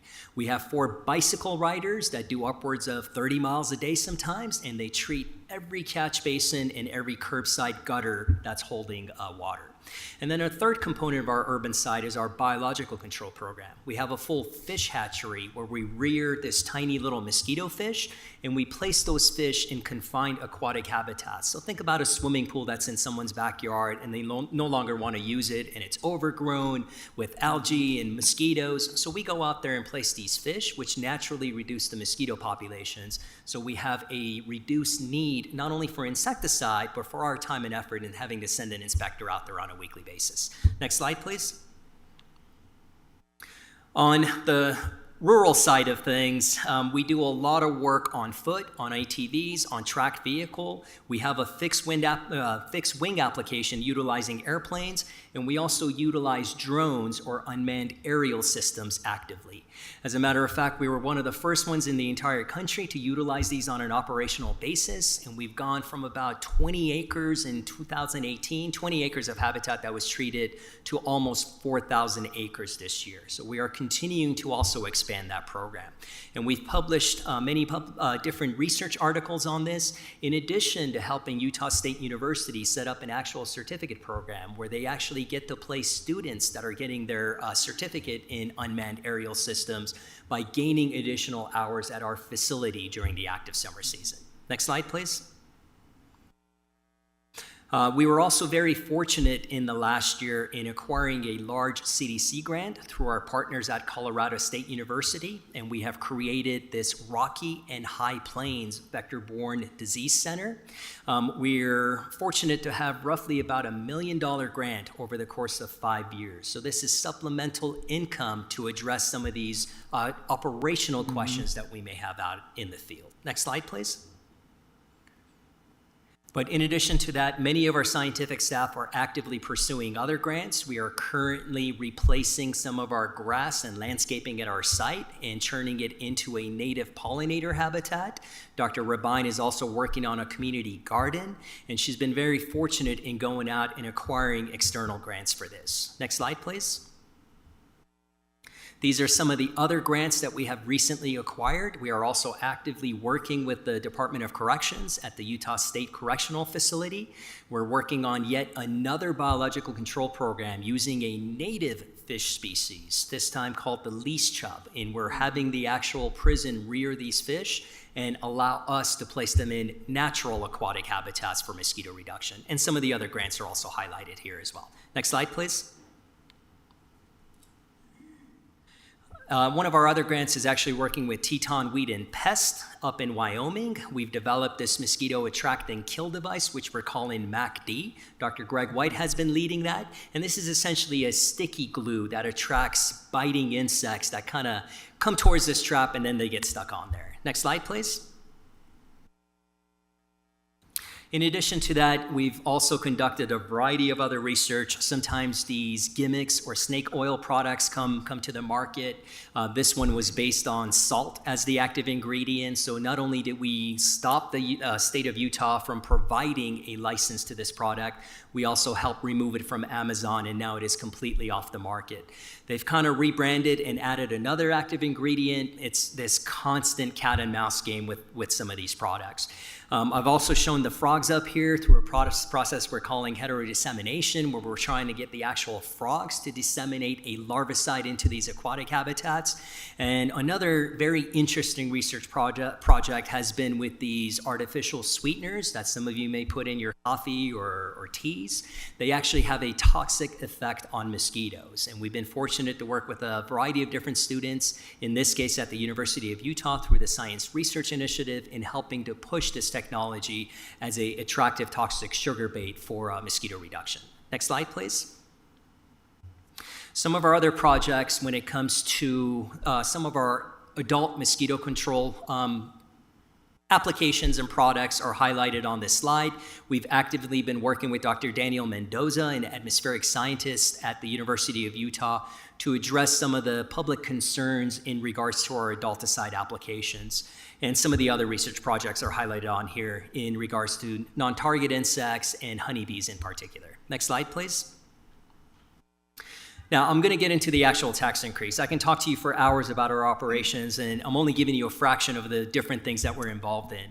But basically, the main points that I want to get across when it comes to this tax increase purpose is the consumer price index and inflation that we've all experienced, our shorter tax increase cycles, and the smaller percent increases that we'd like to go through instead of waiting 5, 7, 8 years before coming to you. An enhancement of our aerial operations, and then the phase 2 construction of our facilities. Next slide, please. So I wanted to put this table up here for you guys to take a look at. If you look at the actual percent new growth, and by the way, the only addition that we get to our actual revenues comes through new growth. And historically, this new growth has been about 3%. But when it comes to inflation, we've been experiencing double-digit numbers, as I'm sure all of you guys are aware of. So if I look at just the last 3 years alone, the amount of percent new growth that we've captured has been about 8.3%, but the Wasatch Front Consumer Price Index has been over 17%. That's a difference of 9%, which almost forces us to undergo a tax increase because of the increasing costs in the products, the equipment, gasoline, utilities, etc. Next slide, please. Now, in regards to our aerial operations, I already mentioned that we already have fixed wing or airplane operations, but these are based out of our hangar up in Ogden Airport. What we're really trying to do is switch over to these rotary applications for a variety of different reasons. The primary one being that we currently have inspectors out in the field that go out, they inspect for juvenile mosquitoes or larval mosquitoes, they map the habitat on their phones, they come back to our facility, our GIS expert translates that into another shapefile with our GIS software. He then sends it up to our aerial applicator, who then creates yet another shapefile, which then gets it over to the actual pilot. So there's multiple transfer points during that process. And then the airplane is flying over these aquatic habitats and trying to manually open a hopper in order to get the larvicide product into that aquatic habitat. But mosquitoes are not uniformly found throughout a pond or a large body of water. They're primarily on the edges of that habitat. So increasing the specificity with our rotary applications is really what we're trying to push here. We'd like to have an inspector out with our pilot. They get to land directly on the habitat, sample the habitat, determine the species presence, the physiological stage, and then get up and treat the habitat right there and then. So that increases not only efficiency, but more importantly, efficacy, which should lead to a reduced need for our adulticide or adult mosquito control applications. Next slide, please. Now, I also mentioned that we're also expanding the phase 2 of our construction. We're currently sitting on 15 acres over on the west side. We're right on 2100 North and 2200 West. The lower portion of this map is what has already been developed on our site. And the top portion is the next phase of our development. So the red building that you see are additional laboratories and insectaries, which include a wind tunnel, so that way we can continue to do insecticide resistance assays. We're also including 4 large adult bioassay cages, or ABC cages, so we can test the efficiency and efficacy of a variety of different traps and repellents and other equipment. The green signifies 25 larval bioassay vaults. These are basically semi-field mimics of catch basins that are out in our urban habitats. And then the most important one is the helicopter hangar that's in the back of the facility. Next slide, please. So here's another overview. So this is looking directly from the east over to the west, and I wanted to put 2 additional buildings on here. We're also been having discussions with our Utah State Department of Public Safety. In fact, last week I had Commissioner Anderson and Colonel Rapich at our facility to discuss the possibility of leasing out a portion of our land to their operations for highway patrol and public safety. So that way we can look into potential cost savings when it comes to mechanical services in particular. And then in the north portion of our facility, you'll notice that we have a future building dedicated to SIT, which stands for the sterile insect technique. I'm sure many of you have heard about a lot of these genetic control tools that are being talked about in the media, the Wallachia method, CRISPR, Riddle. Well, the standard sterile insect technique is yet another one. This is yet another method that we can potentially utilize to reduce our insecticide usage and use something that is much more environmentally friendly. So we're trying to future-proof our operations as much as possible. Next slide, please. Now, when it comes to this tax increase, this wasn't an arbitrary number that we kind of came up with. We actually hired financial advisors to provide some forecasting for us. And they basically told us that what we are capturing in our potential new growth does not keep up with inflation. Next slide, please. And I believe you have a full report of that in your packet. At the end of the day, they actually provided our board 5 different scenarios. So we did look at a variety of different options, but the one that made the most amount of sense was pushing for this 19.5% increase. Next slide, please. To kind of wrap this up and bring it home for everybody, when we're talking about this tax increase, the average home value in Salt Lake City as of June of this year is $624,000. As Austin mentioned earlier, with our current tax rate, which is at 0.000147, that generates about $50.44. If this tax increase was to go through, that would increase our certified tax rate to 0.00176, which would be an increase to $60.39 for that average home value. That's a difference of $9.95, or roughly an additional 83 cents a month. I also provided you the business numbers down at the bottom, but to kind of have a number that makes a little bit more sense, because not everybody's home is valued at $624,000. If I do these calculations on a $100,000 value for a home, you're looking at $1.59. And I believe that is it. So we'll open it up to you guys for any questions or discussions or concerns that you may have. Thank you all. District 1 gets to be home to all of these brilliant people. And if you have not toured the Mosquito Abatement District, you should. It's ridiculous, the kind of work and innovation we have going on. So first, let's set the stage with that. But council, any other Councilwoman Young? I love this. So not only because I used to be an 8th grade science teacher, and so we would do a lot of this work. So when you say like CRISPR and all of these things, I'm like, oh my gosh, yes. And I used to say that to my students and they'd be like blank faces.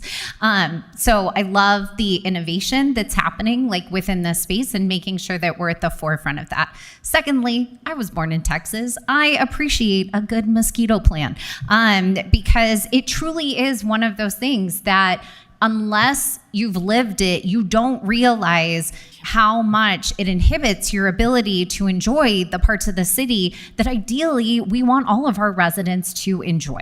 And so I really look at it both through the lens of, I love the science. Thank you so much for all the work you've done to be able to make sure that we have plans that not only meet the needs today, but are planning for the future. But second of all, it's really for me about the outcome for our residents and knowing that we are taking actions that allow our folks to be able to enjoy the parks and public lands and their back porches while their kids play in the backyard. I just think makes all the difference. So thank you for that.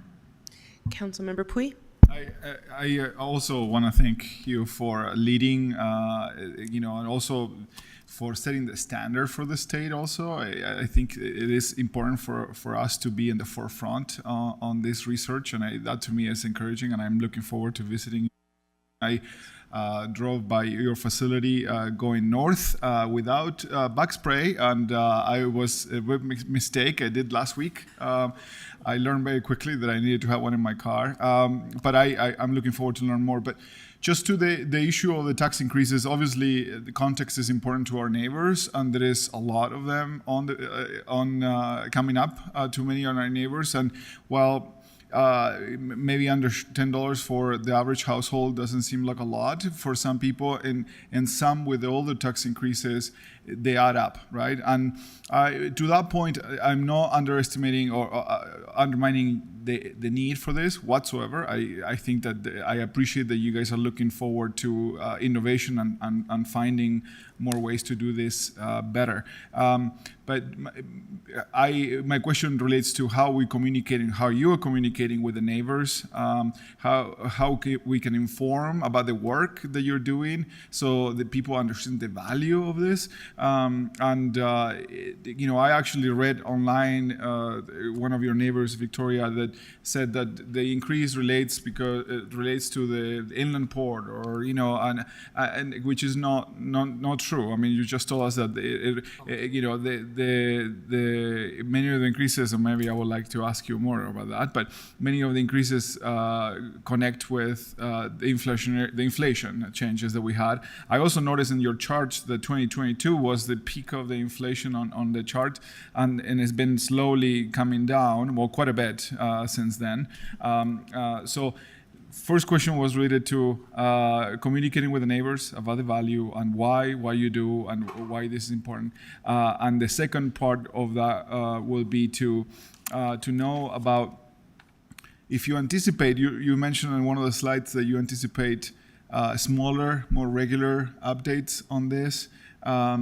Knowing that 2022 was out of the norm on inflation, do you anticipate that any of future increases will be smaller to just get to that so people know what you're doing as far as money? So thank you. Sure. I'll try to answer those as best as I can. So when it comes to new growth, I mentioned that we capture about 3% every year, but our rising costs are well above 5%. And I fully understand that 2022 was the busiest year, but that's that 2% difference on average when we look at across all the years. Now, as far as communication, right behind me is Dr. Michelle Rabine.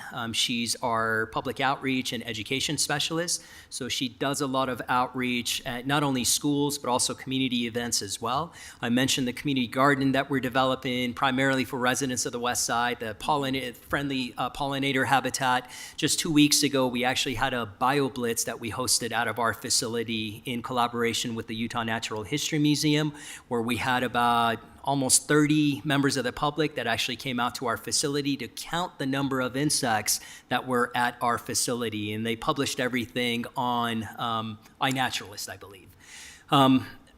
In addition to that, when it comes to this tax increase, everything has been posted on our website. These will be posted on the public notice website as well.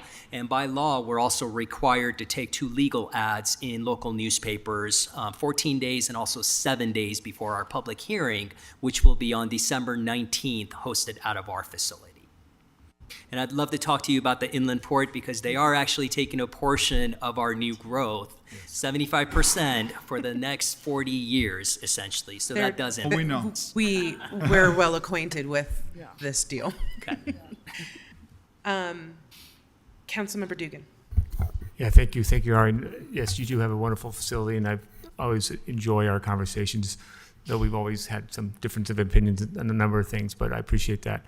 On the taxing questions, and I have some questions about the fixed wing operations going into helicopters and drones.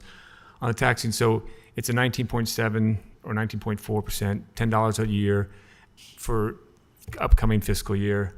Do you have projections for 26 and 27? Because as you said earlier in the presentation, you kind of didn't have any increases, and now you have a large one.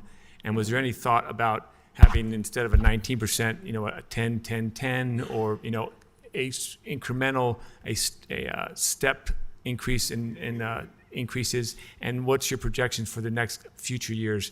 Because people are also going to be asking that again. Hey, are we going to get another 19% in 26? What do we get in 27? And we try to project and let people know, here's what the next couple of years are going to bring, and kind of like soften the blow on the tax increase. Sure, and that is exactly why we included that Zion Public Finance financial forecasting in your packet. So that way they did this for many years to come for us.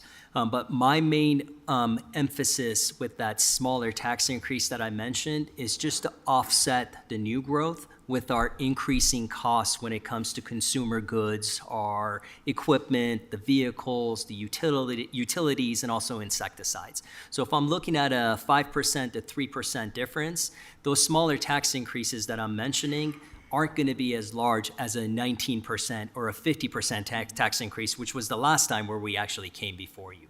So we're looking at much smaller values in the future. Okay, I must have missed that in the report. I didn't see the 26 and 20. Maybe I was looking for some. But okay, so you do have a projection for 26 and for 27, possible. Yes. Okay. My other questions are on the fixed wing operation, but it's also part of the cost side of the house. Sure. So we're going for fixed wing. I understand, reduce fuel costs from going to Ogden to the spraying the locations. Helicopter operations being lower operations from a fixed wing when they're spraying.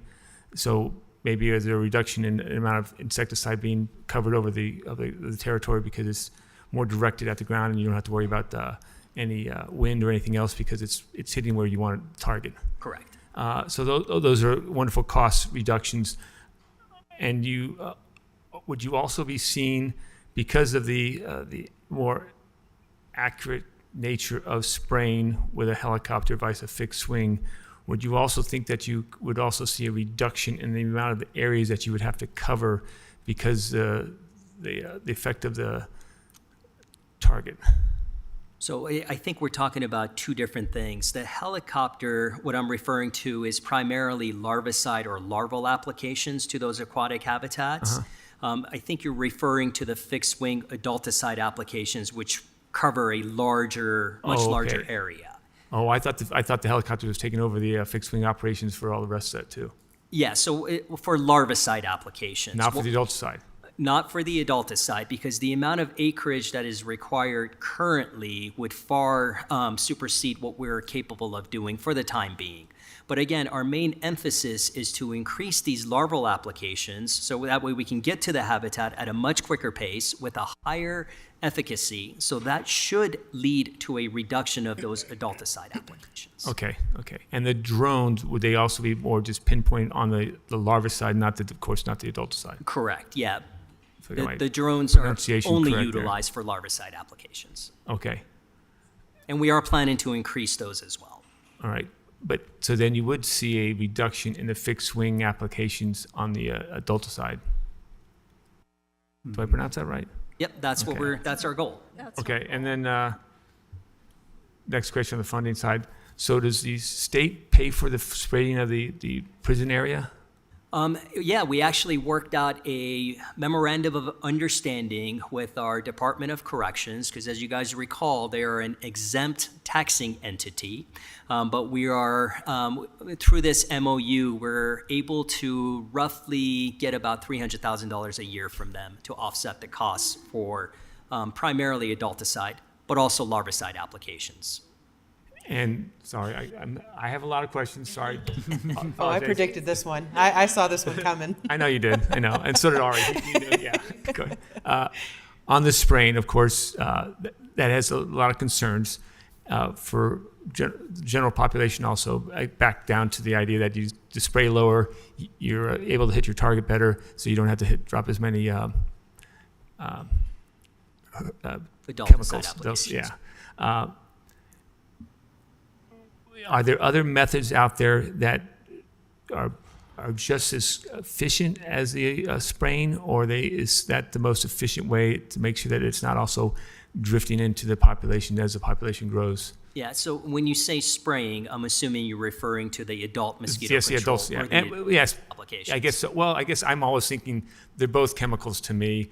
Understand one is different than the other, but Yeah, they're drastically different. Okay. Okay. Yeah, they're different. Educate me there then. Yeah, so the larval products that we utilize are primarily biopesticides or biorational insecticides. They're primarily bacterial formulations that are very target specific for mosquitoes and mosquitoes only. The adulticide is it's an organophosphate chemical insecticide that we utilize. Now, we do try to limit our non-target exposure both through the timing of our application, the amount of product that we use, and then also the size of the droplets that we create. So that way we're trying to target the mosquitoes as much as possible. Gotcha. Okay. All right. I appreciate. So there's really, this is still the best technique to. It's a very efficient method for reducing adult mosquito abundance, especially when the pathogen infection rates are extremely high. And these are basically best management practices that are promoted by both the CDC and also EPA. Okay, thank you. I do appreciate it. Thanks for the education always. And I do appreciate that if we can attack the larvicide first, and then we can eliminate the adult side, that would be a benefit to all of us, and also not only financially, but also just health-wise. That is always our goal. Okay. All right, Okay, thank you. Councilmember Pui. Just quickly, obviously, I need to learn a lot about mosquitoes. I know I hate them, so that I know. But there is two pieces to this. Obviously, we have the lake and all this water sitting in there, and every time I get closer to the lake, I know how many mosquitoes they live around us. But there's also, as you talk about education, places, human creations, tires, pots of water in our backyards, whatever that, are breeding grounds for mosquitoes. And you talk about education and teach our own neighbors, how to prevent those breeding grounds for them. Is there, are there tools, that we can also share with our neighbors about this? And second, are there other ways for you to create some revenue? Like, for example, citing offenders, people that are not following the rules, and after many interactions, you can fine them for some of the cost. I'm thinking about the curb bad behavior on this. Sure.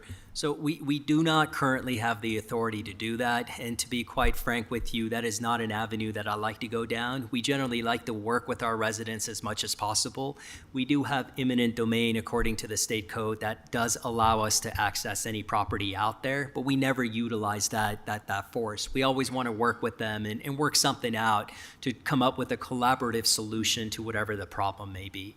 As far as mosquito control and public outreach and education, we sincerely believe that mosquito control is a job for everyone.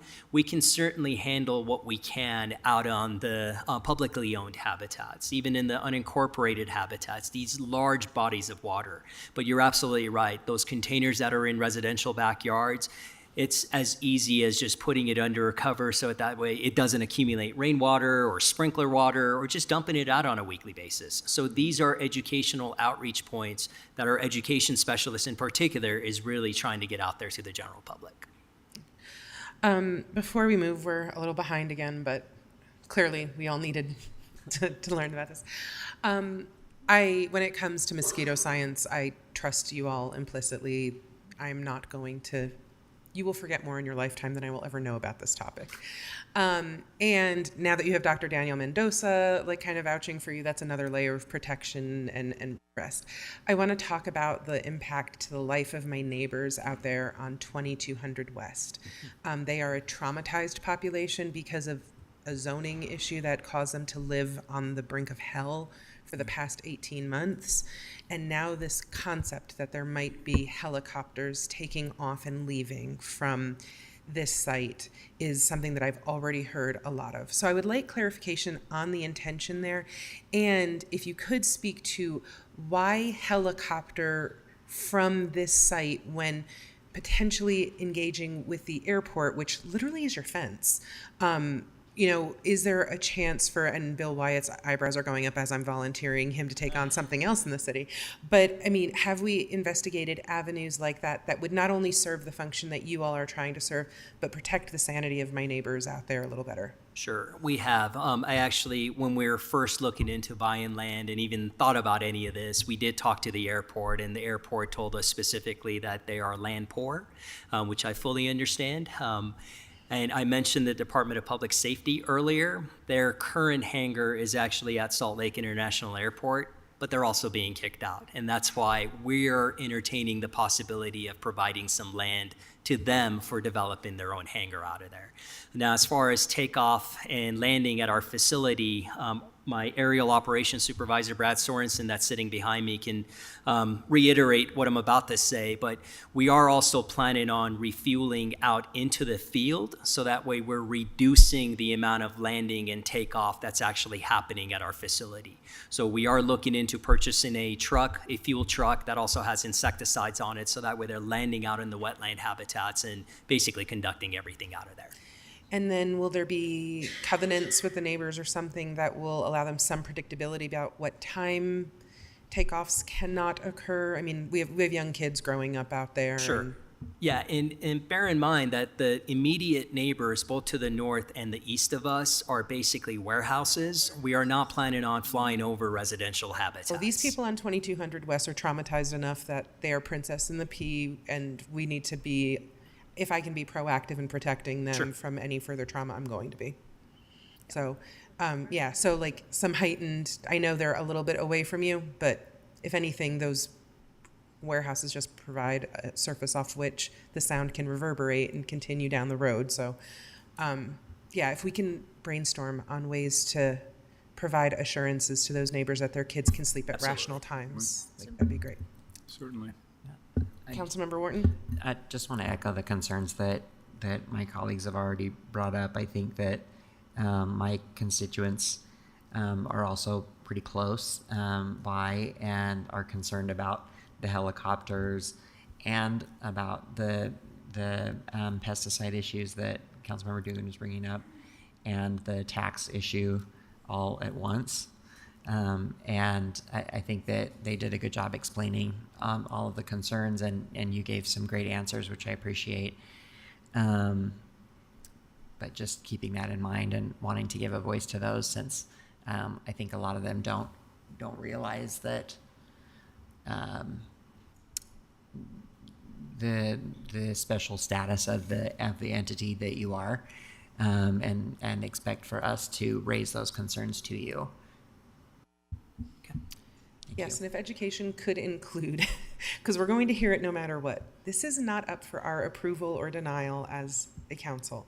The way this is set up is for us to amplify what is going on. You have the authority without our approval. This is not an enterprise fund. It's not the library. You are a separate special district. So in education, if there could be like an asterisk, I understand that you don't want to take up too much space with procedural things, but I think it would be helpful. People always say that we're, trying to push off responsibility. We really have none except this. So. And for sending you great board members like Amanda Bart, which 3 of us did. So. And bear in mind that our public hearing will be on December 19th, so I would encourage you to let your constituents know to attend that, either in person or virtually. And will that be at the district building? It will be hosted out of the district, but there will be a virtual option as well. All right, council, anything else? Thank you so much for your time. It was so nice to meet the Mosquito Mafia. Thank you for guys. joining us. All right, council, we are scheduled for a 20-minute break, but we're running a little behind. Can we cut that down to 10, please, and come back at 4:30? Thank you.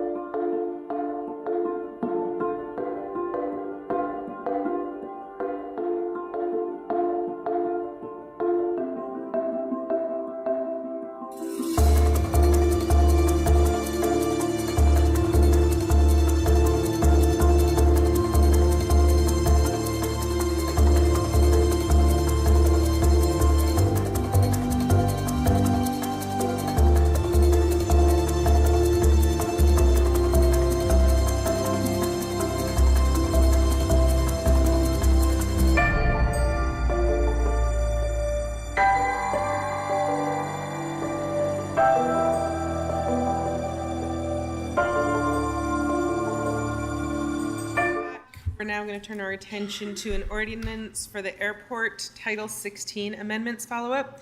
Nick Tarbett, Council Deputy Director, is at the table with Bill Wyatt, Executive Director of the airports, Shane Anderson, the airport's Director of Real Estate and Commercial Development. I don't see Trevor. Yeah, we're covering for him.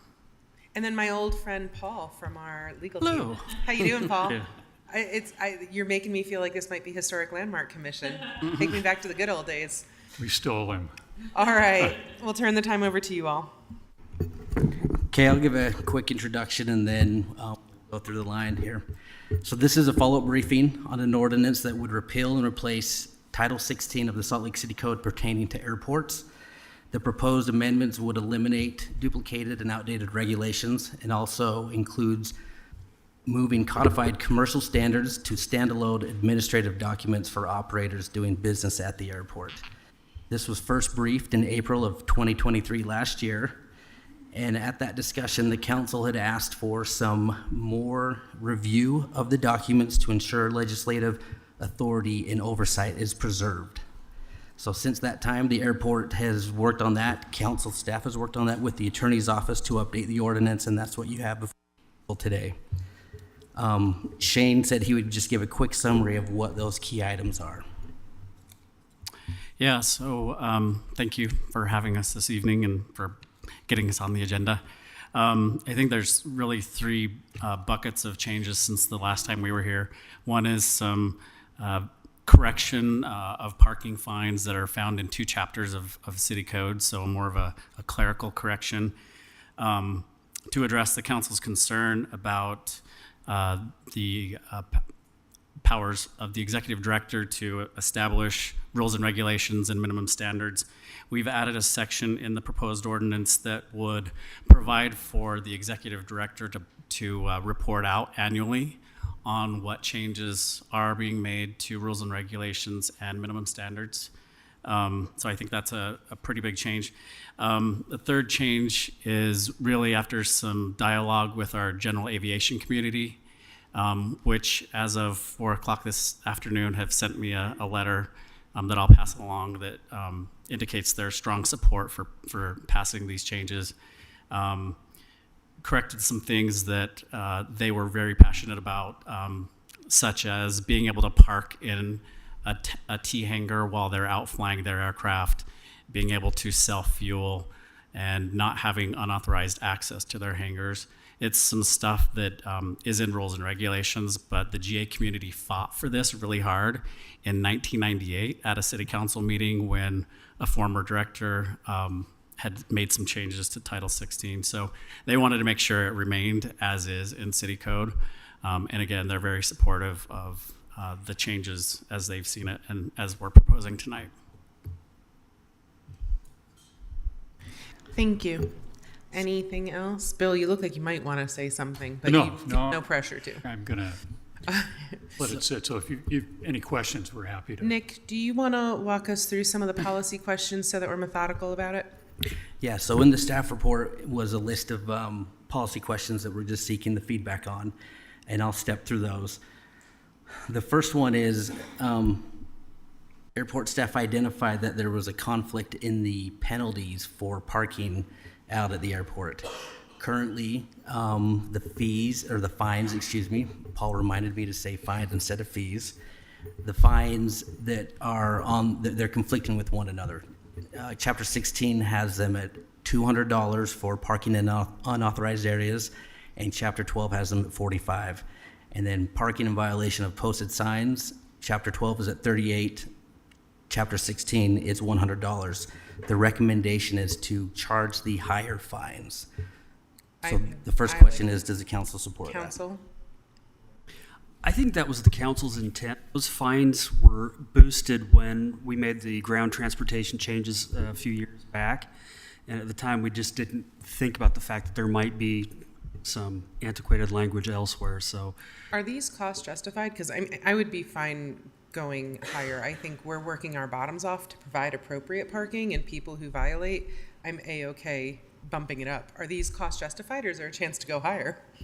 We actually didn't ask the question, and we can double check that. We were just trying to make sure that we were following the fines that I'm assuming were cost justified. And I want to say it was about 10, 11 years ago when we did the ground transportation changes. I'm assuming that when we added those into Title 16, that some assessment was done with finance as to whether. They may be low. It's been a long time. Yeah. I don't know how you all feel about this. If you're gonna take your car, you're gonna handle it properly out there, is my opinion. We can answer that question Yeah. quickly. We'll reach out to with our finance people. Councilwoman Young, do you have any comment on this? It is quite the fine, though, I guess is the way I look at it. I'm like, okay, so if it was previously, and incorrectly so, $45, and now it's going to be $200, I was like, whew, yeeks. In terms of just, I'm sorry? Oh, so just in terms of trying to be thoughtful about, for the person who maybe, not that this is a good thing, but maybe was like, oh, it's an emergency and worst case scenario, it's $45. To be shocked by like, oh, it's now $200, I feel like that will be warning enough to be like, I'm not going to do that again. Versus like shock and awe, it's $500. You're like, oh my gosh. I don't know. I feel like these are more likely to be crimes of entitlement. And We don't issue these like parking tickets. I mean, it's pretty extraordinary circumstances to get a ticket. Very often you'll get back to your car if you've parked over the line or whatever, and there'll be a little note on the windshield. example Please of don't an do this. unauthorized area would be the curb. The at curb, pickup yeah, exactly, the terminal or curb. Drop Yep, off. yep. Well, that's a security matter too, so you'll get towed immediately. And like, I guess anywhere else where it's posted, we're not talking about like, my tire was over the line in the parking garage. We're not Right. talking about Correct. those sorts of things. Places But the where kind of there's- people who make you scream when you're picking your family member up from the airport because They're like all parked on the side. Yes. And I've seen that in terms of, like the people inappropriately doing a park and wait in the non-park and wait area in terms of that. And so it makes me, I guess, feel a little better that it's not a like, boom, we gotcha, $200. And instead it's like, no, you can't be here. Keep going. So that hopefully those folks learn their lesson. Madam Chair. Councilmember Puig. But to this point, I think that curbing the bad behavior that we see entering the airport, people on the side of the road, not even, it feels like some people stop even in the exit, the freeway exit on the side of the road too. I don't know if we have, I don't think you have jurisdiction over there, but it's just very bad, and it's going to cause. I'm sure it has already caused accidents, and it could be very bad. But whatever is inside your facility, your jurisdiction in the airport, I hope that you post this number very big. And I remember going to other cities sometimes, and they put the number very big about how scary that number is, and I hope that you make sure that people know the consequence and stop it on the side of the road and in an area that shouldn't be. It's going to be that fine. And I would say that Airport PD, this is probably the most significant challenge they face on a day-to-day basis at the airport is managing the roadway, because people will park wherever, a lot of Uber and Lyft parking there, even though we've got a secure place for them. So it's a huge challenge, and I'm sure all of you are out at the airport enough. You've seen as you come in, there's a particular spot where I would say every other time there's a police car there, and I suggest that we just buy them 2 or 3 cars so that they can turn on remotely and just get the lights going, because it does tend to slow people down. It's also very difficult to pull people over. There isn't a lot of space. It can be very dangerous. So it's a challenge, and maybe a little aggressive signage would help. Thank you. All right, so I feel like there's alignment on that. Yeah, and the staff did recommend a public hearing because of this increase. Because of the increase? Because of the what is technically a I'm fine fine increase. with that, but I'd like to know if this is the right amount. I'm fine with us going higher before Okay. we have the hearing. We'll track that down for a follow-up. Okay, the next question is pertaining to the updates for the reporting requirements for the executive director, if the council was on board with those changes. And we can find those in our packet. Yeah, sorry, I probably should have done a slide. So this pertains to, and step in and correct me if you need more detail. There's a reporting requirement that if and when changes are made to the minimum standards, the rules and regulations, that the administration would have to notify the council of those changes. Council, is everyone at peace with that? Looks like you have alignment there. And then budget items, I see, is the next one. Yes. So this was just trying to ensure that it is clear that the airport reports to the council in terms of the budget. The council is the budgetary authority for the airport, that they come and you approve it. The language was enhanced to ensure that that is clear in the ordinance. If the council's okay with that, we do have some potential follow-up suggestions that you may be interested in. Let us know. That could be additional language that would clarify that the airport operations, whether in the rules or FFA regulations, are executed within the properly adopted budget and consistent with citywide policy decisions, and require additional council review if changes are needed. So that, again, would just be some language along those lines that could help strengthen that if the council feels that's necessary. Council, are you at peace with it as it is? Anyone calling for anything else? I will be supportive of that language. Okay. I feel like we are aligned, so might as well just put it in there. I trust your leadership, but maybe in the future there is someone else there, and it's in a very distant future, Well, it'll be named the Bill Wyatt Airport. I'm in honor of you. I'll see that as a really bad sign. In addition to that, it's not something that would have to be taken or addressed at this point, but there have been discussions about language changes to Title II, which is the outline of the city organization and departments. It was seen as a wider issue through all departments, that maybe we could clean that language up to just ensure that their legislative oversight and role is clear within those. And we would apply those changes to anything with the airport is in that section of the ordinance as well. But that would be something we could come to later. The current language in Title II with respect to the airport's role also includes the Airport Advisory Board, which, because that's been located elsewhere in Title II, we think that should probably be pulled out. Council, we good with that? I mean, I personally hate to see Paul have any time to relax, so I would be really glad to. We have other things we'd like to bring back to you, but we can prepare those Title II changes if you'd like, or. Great. Or Nick can- Okay. Anything, and then the next thing I see is The next one we have is impact fees. And this is something Paul and I talked about a little bit. There was just a question of whether or not the airport is subject to paying impact fees on development in that area. So that would be, I mean, as a city entity, I imagine we don't pay impact fees to ourselves, but are we talking about like when Delta builds the new hangar and is a for-profit entity? The answer is a little more complicated, and because you are seeking legal advice on this, that's the sense I get right now, I would recommend that the council request a formal opinion from my office, so we don't have to deal with sort of a very complicated and maybe confusing issue in public with legal advice. But Yeah, that would be lovely, because I'm not sure I grasp the distinction at this point yet. And we can turn that around Yeah. really quickly. Okay. I'd be happy to commit to getting that to the council within a week. Okay, I think that sounds reasonable, right? Thank you. Yep. Madam Chair, quickly, I'm not sure if I missed this part, but the memo to report to the council about the items that we, for a future briefing, I don't know if that got included in the language, the sort of give positive movement.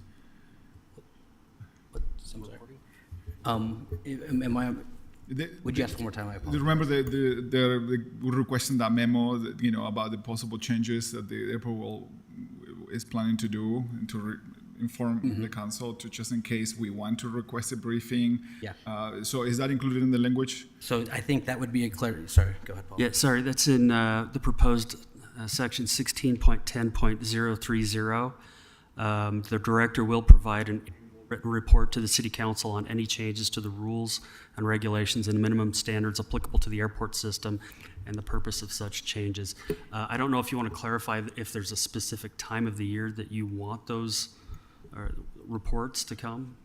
Or even a report before those changes are made, so that the council is aware of those. Well, typically, too, we allow the airlines 30 days to review any changes before, and that's required in our contract with them. So, and that happens actually this month in October, so we'd probably need a backup from there. So September, probably annually. Yeah, I just want to make sure that, you know, I don't anticipate us digging through it, but it's better sometimes to like keep an eye on things, and our staff can make sure that everything is lined up with the city vision and values, and ahead of the changes, because undoing them, it's more complicated. So that, I will be very supportive of that language to be included. We can do that. I think we've hit everything in the report here. Am I missing any? A few other just minor ones. They're kind of all sandwiched together in the report. Service delivery. There was concerns in the past when there was a very significant walk to the other reaches of the airport, right? That people found that difficult, and that sometimes they sent concerns and complaints to the council office that there was not enough assistance with ADA accessible concerns. What the question is how could we further clarify what the council's role could be in establishing and ensuring that those type of concerns are addressed at the airport?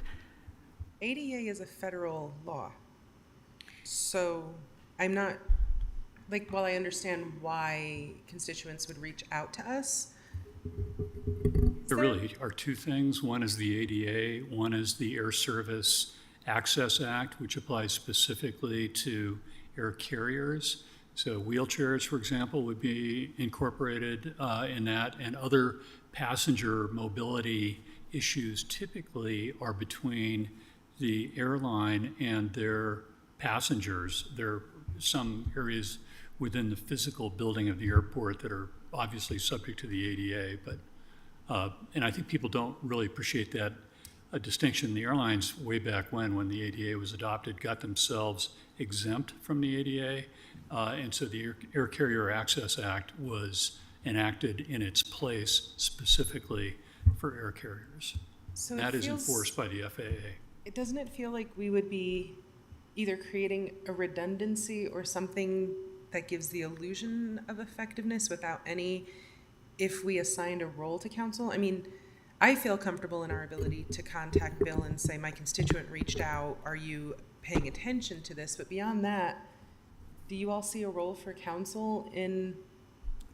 Your question was maybe I don't understand the Federal question. government's going to penalize the airport more if they violate ADA than anything we could do. But I think the question to me was like, what reassurances the council will have that, you know, that the airport is addressing the issues that are being brought up to us. And I'm not sure there is a clear answer to that, but to send to you those concerns and maybe expecting a response. But I don't know if there is I don't know, can you think of any other way to address these issues?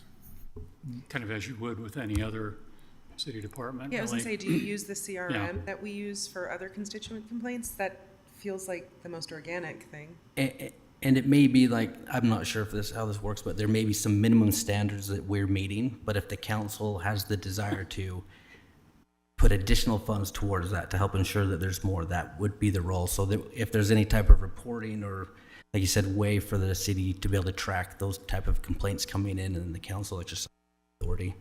I'd be interested in a separate briefing about ADA compliance as we build, Great. because being on the advisory board, I have a hard time believing we're just meeting minimum requirements. We are really pushing the envelope on most things in terms of accessibility, functionality, sustainability out there.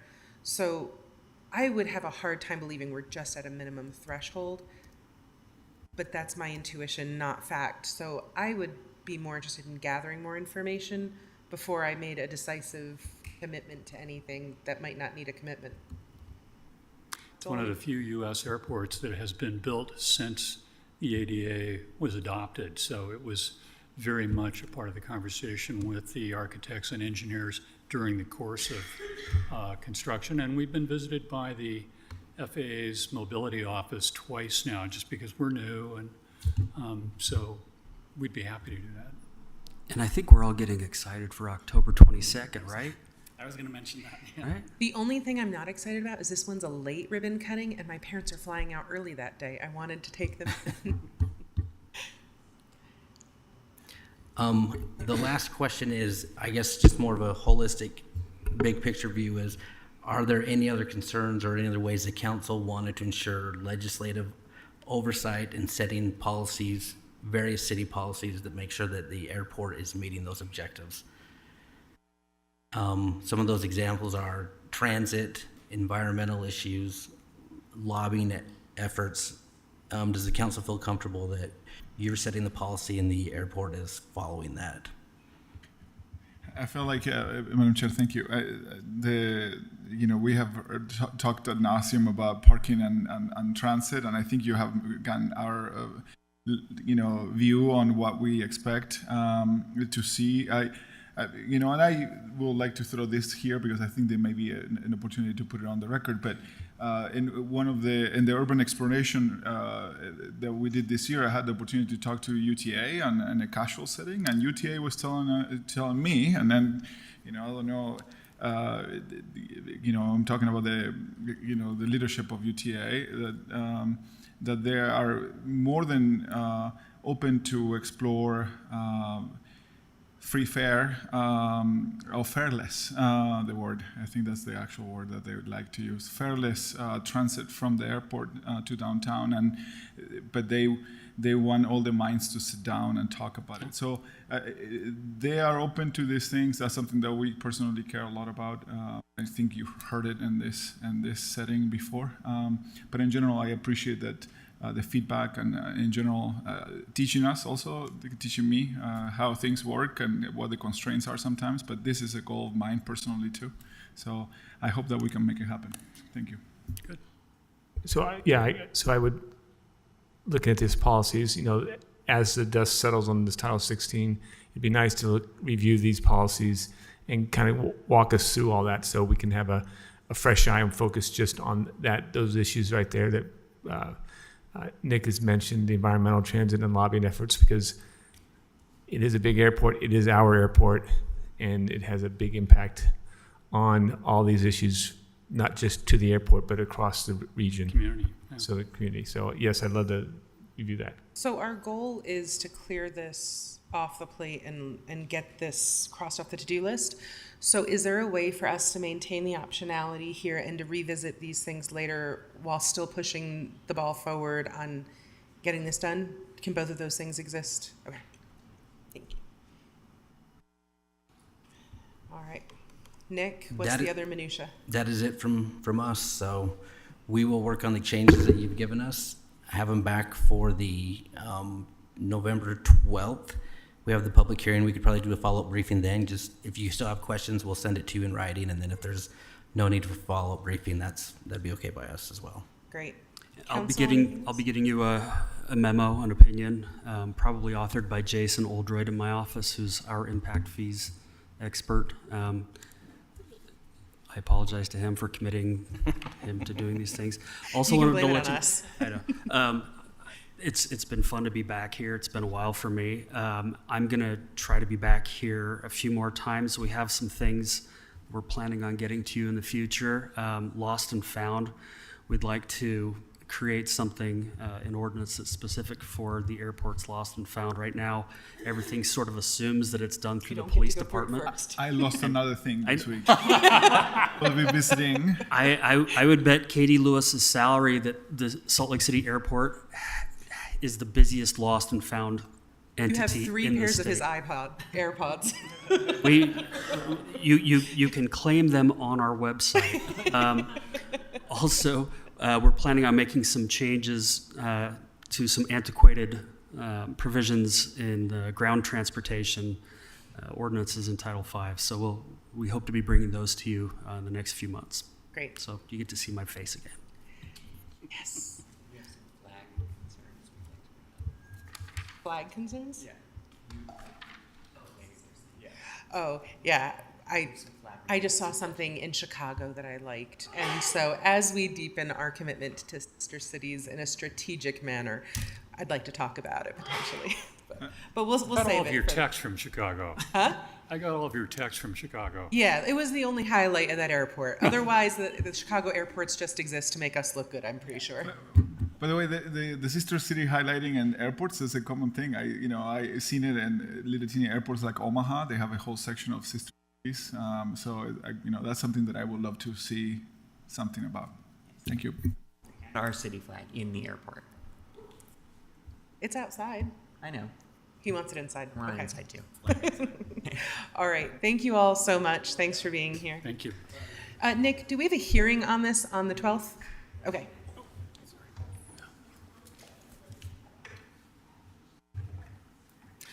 All right, with that, we'll turn our attention to an informational update from the Utah Transit Authority Tech Link Tracks Extension Study. So Patty Garver, Manager of Environmental Compliance and Sustainability at UTA, will be joined by Alex Beam, Yes. Baim, the one vowel I didn't try, Manager of Long Range and Strategic Planning at UTA. And I'm sorry, I don't have name. Will you tell us what your name is? Absolutely. Push the Oh, button. there we go. I'm Alexis First, and I'm actually with Horrock, so I'm on the consultant team as the deputy project manager, just here for moral support. Thank you.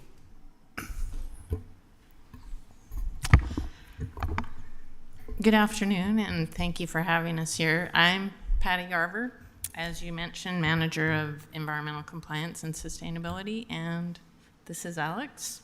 Alex Bain, Manager of Long Range and Strategic Planning at UTA. And as you said, we're here to give you an update on TechLink Tracks study. Next slide, please. So to review, I don't know how familiar you are with the TechLink project, but in 2022, we were awarded a Rebuilding American Infrastructure with Sustainability and Equity grant, also known as a RAISE grant for this project. And this study was to look at new transit service in Salt Lake City.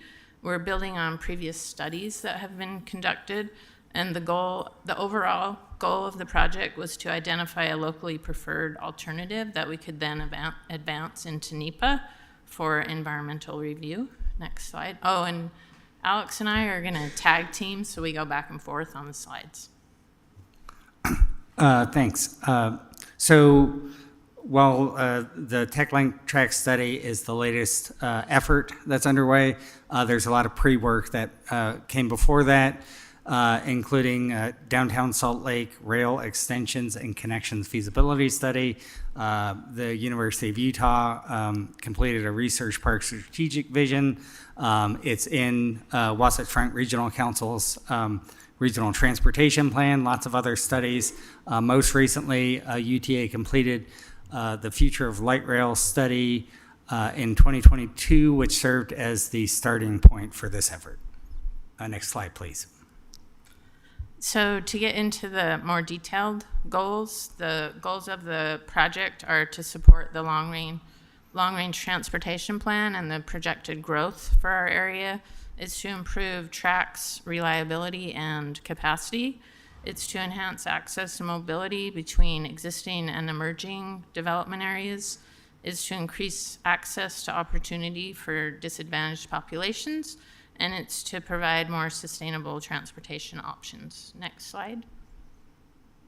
And this that we're looking at right now is just a high-level schedule of the work that was completed in the course of the study. We started around the middle of last year, and we looked at existing conditions, developed a purpose and need, developed alternatives. We had a number of engagement opportunities throughout, and at this point, we have a locally preferred alternative that we are hoping to advance into the next stage of the process. Next slide. So this is where we started. This was what came out of the future of light rail. So the project is sort of a combination of 3 projects. So to begin with is the orange line. That is a line that will travel using, for the most part, existing infrastructure. So it travels from the west end, from the Salt Lake City International Airport up to the University of Utah and Research Park. So those gray areas are the locations where we would have new infrastructure. So the purpose of the advantages of the orange line is that they provide more capacity on 400 South, which has our highest ridership on tracks, and it also provides more frequent service, and it improves our movements on 4 South and Main. And then the second project is a realignment of the red line. It would use what's known as the ballpark spur. So if you're traveling north on the existing red line at 1300 South, it would travel at the angle there to the left around 13th South, which that angle is known as the ballpark spur. And then it travels on to 400 West, where there's, as you know, there's a lot of redevelopment going on. And then it would turn at 400 South and then head east up to the University of Utah on its existing route. And there again, this new realignment would give us, it would improve TRAC's resiliency, because our current TRAC's operations has 3 lines, the red, blue, and the green, operating between 1300 South and 4th South. And so this would move one of those lines, the red line, onto the new realignment. So that one would improve our operations and our resiliency. And there again, we currently turn at 4 South and Main. We have what's known as a half grand that allows us to turn. With these changes, we will just have east-west and north-south movements there. And that helps both tracks and traffic at that intersection. And then the third project, if you will, is the change of the northern end of line for the blue and the green line. Currently, the green line goes to the airport and the blue line goes to Salt Lake Central Station, and those will swap. So the green line will go to Salt Lake Central and the blue line will go out to the airport. Next slide. Is there any chance of getting both of the first 2 options? Yes, that is. So I called them 3 projects, but they're all being proposed. So yes. And this goes into the alternatives that we considered in a little more detail, this slide. Alternative number 1 was started from the Future of Light Rail study and has the orange line running along 400 South and connecting to the Salt Lake Central Station, and then heading north and then back west and then up and out to the airport. The alternate 2 is exactly the same as alternate 1, with the one exception that there is a proposed elevated structure that would go over 500 and 600 South. Alternate 3, the difference in that is that the orange line would turn north at 400 West, just west of Pioneer Park. And then alternate 4, one of our project partners was the University of Utah, and they were very interested in considering what it might look like to try to realign the track up by the Rice Eccles Stadium to have it run on the south end of the track rather than the west and north side. Next slide, please. So this table shows the results of our analysis, and these rows all align with the criteria that we looked at for the project. So the first line is ridership, and the ridership was very similar for all. So to back up a little bit, green is good, red is not so good, and gray is neutral. So ridership for all of the alternatives was very similar. Reliability and time, travel time was similar for 1, 2, and 4. Alternative 3 had an improved travel time of 4 to 5 minutes. So it actually, the orange line for alternative 3 traveled 4 minutes faster from end to end. The economic development potential was similar for all of the alternatives. 1, 2, and 4 provide direct access to redeveloping areas, and they're close to existing development. Alternative 3 is close to existing, provides direct access to existing development, and it's close to the proposed redevelopment. Access to opportunity was similar for all the alternatives. Environmental impacts, alternative 2 had slightly increased impacts due to the elevated structure and visual impacts, and also right-of-way impacts. Alternative 3 had slightly less impacts for noise, right-of-way, and other impacts. Alternative 4 had some increased impacts due to some reservoirs that are located in the area of the stadium, the University of Utah Stadium. And also there were right-of-way issues, and there's also a cemetery located near the project. Capital costs, as you can see, Alternative 3 had the lowest capital and O&M costs. And in addition, it's not reflected here, but we could actually probably operate with one less train. So that is a potential $24 million decrease of that overall cost. And then Alternative 4 had the highest cost overall. Next slide. Okay, so based on the information that Patty just discussed in the table, the technical recommendation from the study is alternate 3, which is the 400 West alignment. And that is based, I won't go through all of these again that Patty described, but it has the lowest cost, highest operational efficiency. And one thing, we had a pretty significant amount of public input that we heard, and we heard from a lot of folks that they preferred a more direct alignment that did not go out of direction to connect into the Salt Lake Central station in order to get to points either on North Temple to 400 South or vice versa. As Patty mentioned, they both have close connections to all the development in the area. And one key element is that assuming that the 400 West option moves forward, that does not prohibit us from extending also to Salt Lake Central in the future if that's needed. Next slide, please.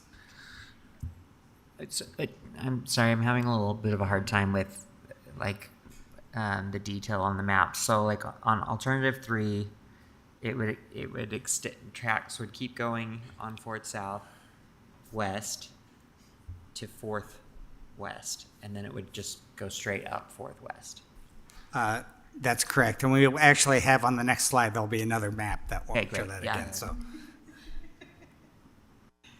Okay, this slide is to summarize the public input that we got. So we started the project spring of last year, and all along we've had public input. We've actually had 3 different public comment periods where the public could actually send us their input on the project. So we had that when we launched the project. So last spring, we had input during when we fully identified the alternatives that we were moving forward. And then most recently, we had a comment period on the preferred alternative that we're presenting here today, and that closed around the end of September. And for all of those opportunities, we received around 1,700 comments of one type or another. And other events that we had a lot of in-person events. We had what was called Snacks and Tracks at our stations where people could find out about the project. We had different community-based organization events where we met with community organizations to get their input on the projects. And we met with different businesses and developers multiple times about the project. we met with different neighborhood councils and presented to them, similar to what we're doing today. The project all along, we put out information to the newspaper and local news. I'm sure you saw those articles. We put things out on social media and with our partners on their websites. And we also sent out direct mailings and to neighborhoods and to partners and our stakeholders. And the majority of the comments that we received supported Alternative 3, and that was due to the lower costs and the faster, more direct service. Next slide. And this once again shows a map of the locally preferred alternative recommendation. It shows that the orange line would operate on new track between Main Street and 400 West on 400 South, and then turn north on 400 West, so it would run along the west side of Pioneer Park, and then connect back into the existing track and continue on to the airport.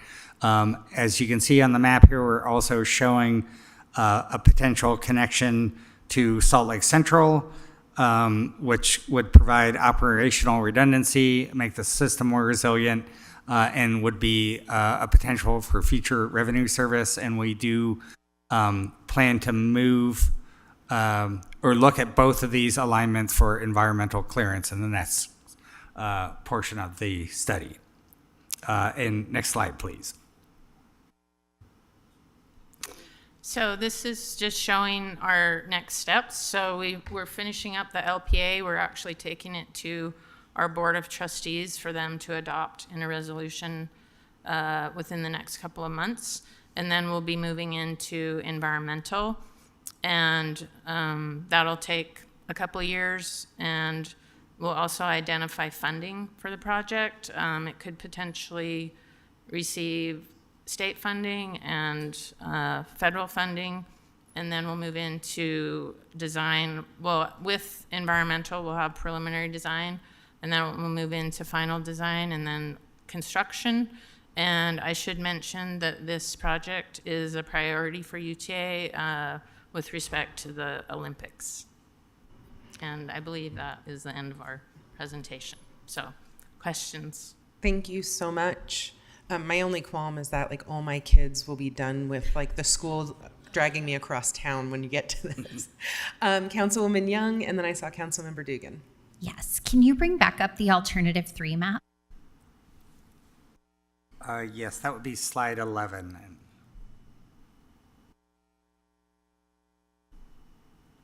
Oops, it's on this one as well. This works too. Yes. So I think the only question I have, and maybe I'm just not seeing it because of the detail, like I get that you have to zoom out to be able to fit everything on there. So it looks like we're losing the connection for the red line at the courthouse stadium or the courthouse station. Is that accurate?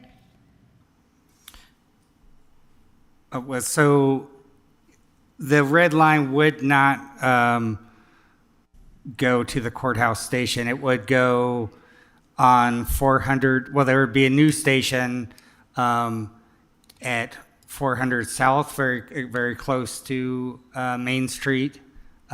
Just west of Main. Yep. Yes. So, okay, so then let me follow up to that. So if I'm looking to get from blue green line to red line, my only option in the new proposal is I have to ride now all the way down to Ballpark. Is that accurate? You could also transfer at this place at Main and 400 South. So there's a connection. We'll be looking at this in more details in the next phase, but we're hoping to certainly as close as feasibly possible get those stations together for there to be a efficient and effective connection. But that would be another option. Okay, so I guess I will just share my experience, like riding trucks. So having those options where the three lines intersect have always been really important to to me, usually because I was traveling with small children.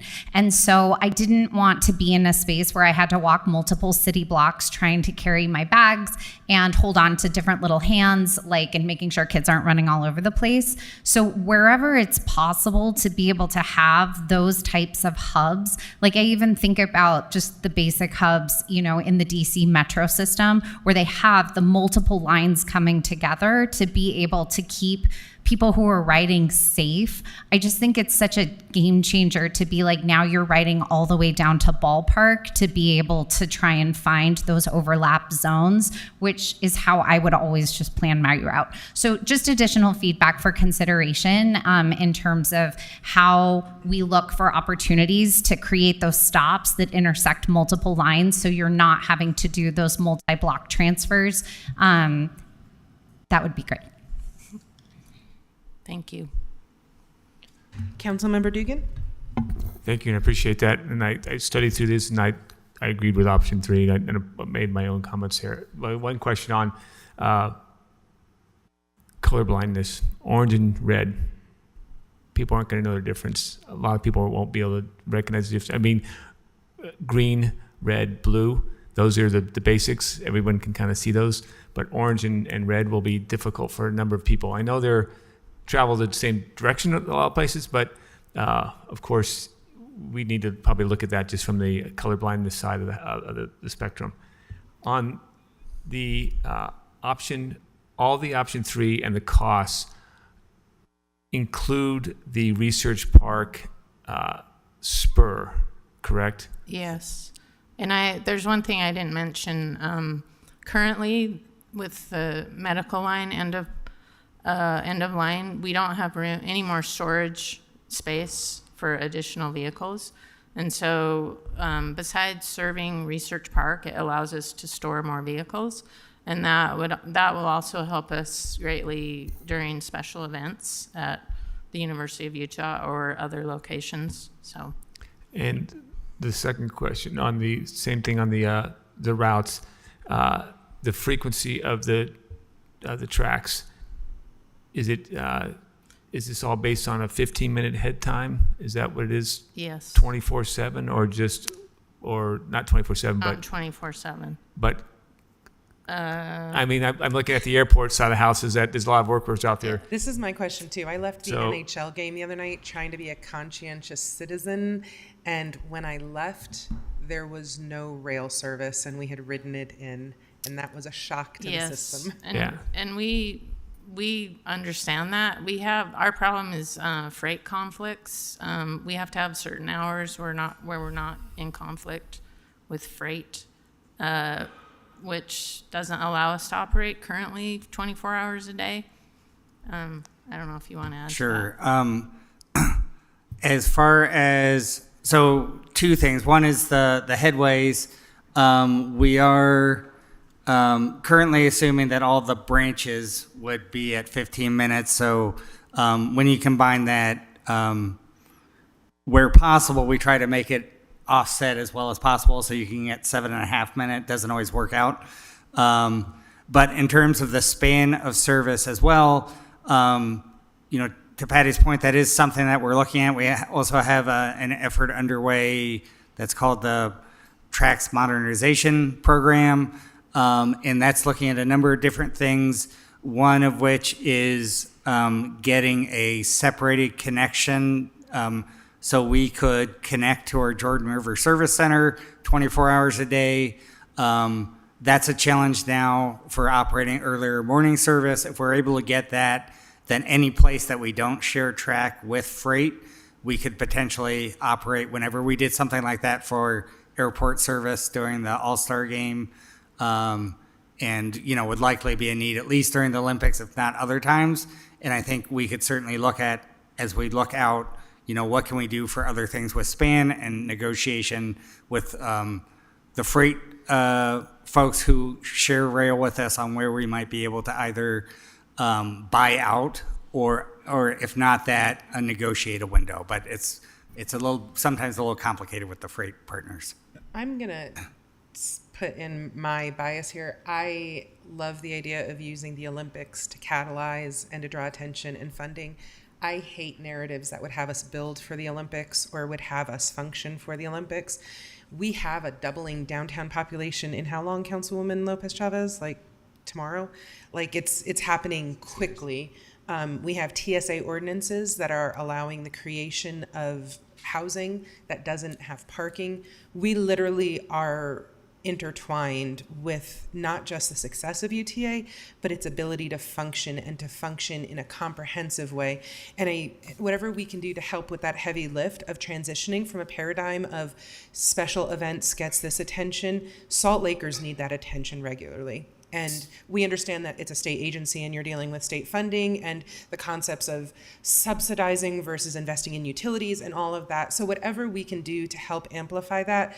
But I think any locally preferred alternative from this locality has to include that increased intensity and intentionality, and things like unencumbering tracks further south so that they can be for passenger rail priority. Sure. And I guess I would add to that our efforts from UTA related to planning for the future can be enhanced, and maybe some things could be accelerated by the Olympics, but nothing that we're doing is just because the Olympics are coming. It's because we need all those things and plan to use them either before and or after the Olympics. Okay, so I saw Pui, Wharton, and then Lopez Chavez. I mean, quickly, thank you for that clarification. I think it's important.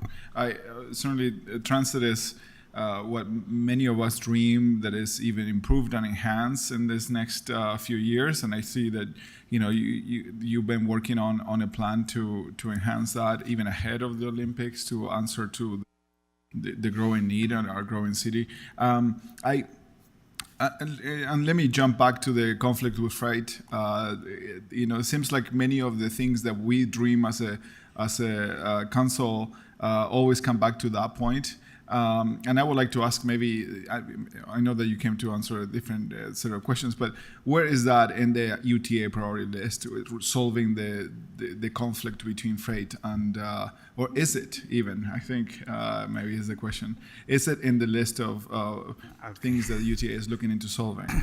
The short answer is yes, we are looking to solve it.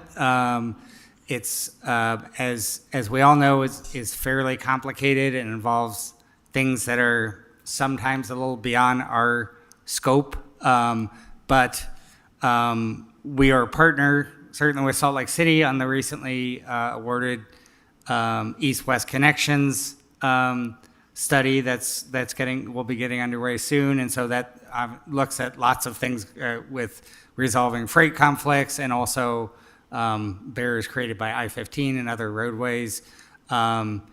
We are also have efforts underway to look at what can be done to further improve intercity rail connections, and a lot of that is also partnering with, because the challenge that our intercity rail and Amtrak has is the same thing that we have, is that shared freight use.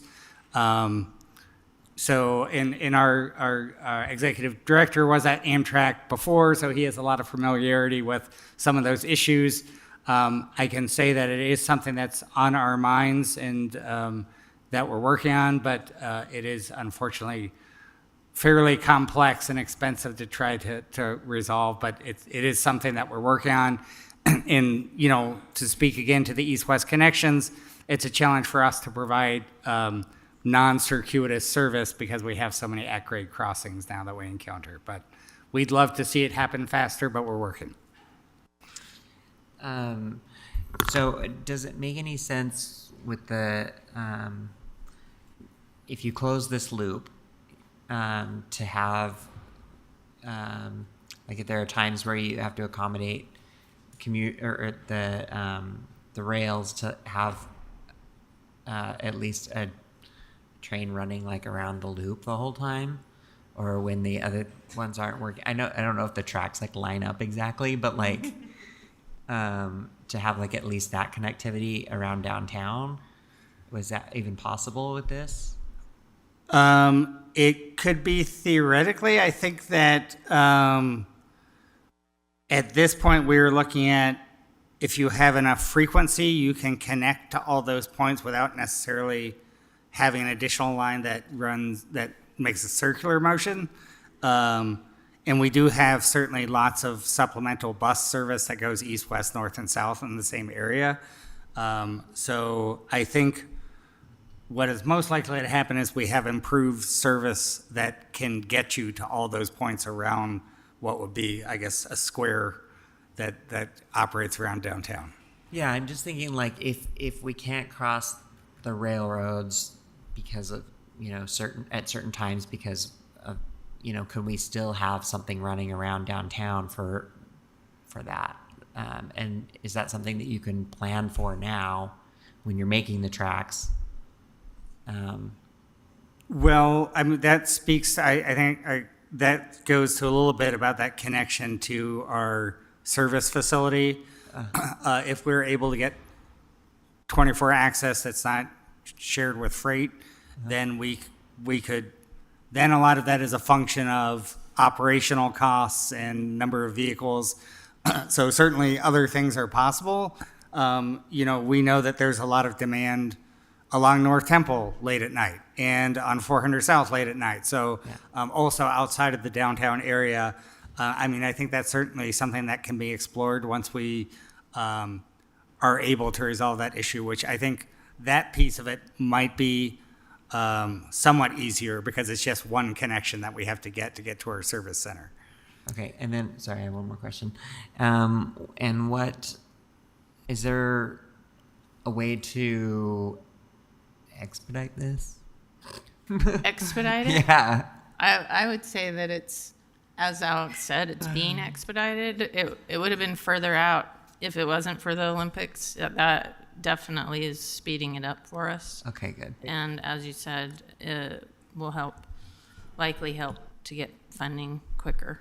Thank you. Lopez Chavez and then Dugan. Thank you. Thank you for the presentation. And I was part of some of the engagement meetings when you went around to our community councils. I think this is exciting. I think all of the plans reflect growth that we're seeing. I just went and pulled up a Google map to make sure that we're not, the option 2 wasn't somehow encumbering if we were to cut it out in option 3 in the proposed areas. I just had a question in regards to the 300 South proposed station, which is in option 3. It seems like there's redundancy there with the Pioneer Park proposed station. Can you explain why we would have an addenda there? My response would be, we'll have more study on the stations moving forward. We've actually been looking at possibly moving that Pioneer Station on the south side to 400 West, so we would have one on each side for each line. Interesting. Okay. And keep the 300 South proposed station as well? Yes. And I would say that it's important to keep that northern station due to the development that's occurring, because we need access to that development and also Salt Lake Central within the 5-minute walk shed. And something that I had a question about was the elevation in proposal 2. What was the original intent of that benefit, and could it be duplicated in option 3? So it could be duplicated. The intent was, well, the challenge that was recognized is that 500 South and 600 South are very high auto volume corridors, and 600 South in particular has cars coming off of I-15, so we wanted to ensure there wasn't something that would create an issue or cause traffic to back up onto I-15. When we were working through the study and both some things that we heard from project partners and from the public is that some folks didn't like the idea of elevating the structure because you have less engagement with the street level. So the station and people accessing the station would be separated from the street level. It would also have some environmental impacts to have that raised, but that's something that still could be considered if we went with any of the alternates. Gotcha. Okay. Well, and I would also add that we thought with that elevated structure that there might be some travel time savings, and there wasn't.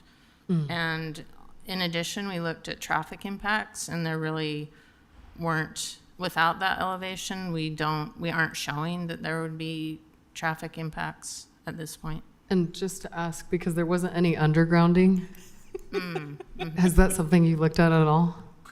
Well, it has been raised a couple of times, the idea of Are you so proud? So proud. It was mentioned. Yes. Or another option would be if you put 500 or 600 south underneath and had the rail go at surface level, that's obvious. That would have fairly significant costs in engineering. It's possible, but would have costs to it. Okay. Thanks. I think given the opportunity to underground, that would be interesting to see. But I just wanted to add, thank you for looking at high frequency. We know when there's high frequency, there's high usage. So it's just something that I want to see in our downtown and core. Councilmember Dugan and then Councilmember Pui, I will beg both of you to be brief because we Yes. have 5 minutes left All on right. this. So thank you very much. Appreciate that, and I appreciate the study and the depth of this. I first want to say I'm really excited about going from Research Park to the airport because I have taken public transportation from my house, walked down the bus, took the bus downtown, took the bus to the tracks, took the airport, and it was a 20-minute drive was an hour and a half.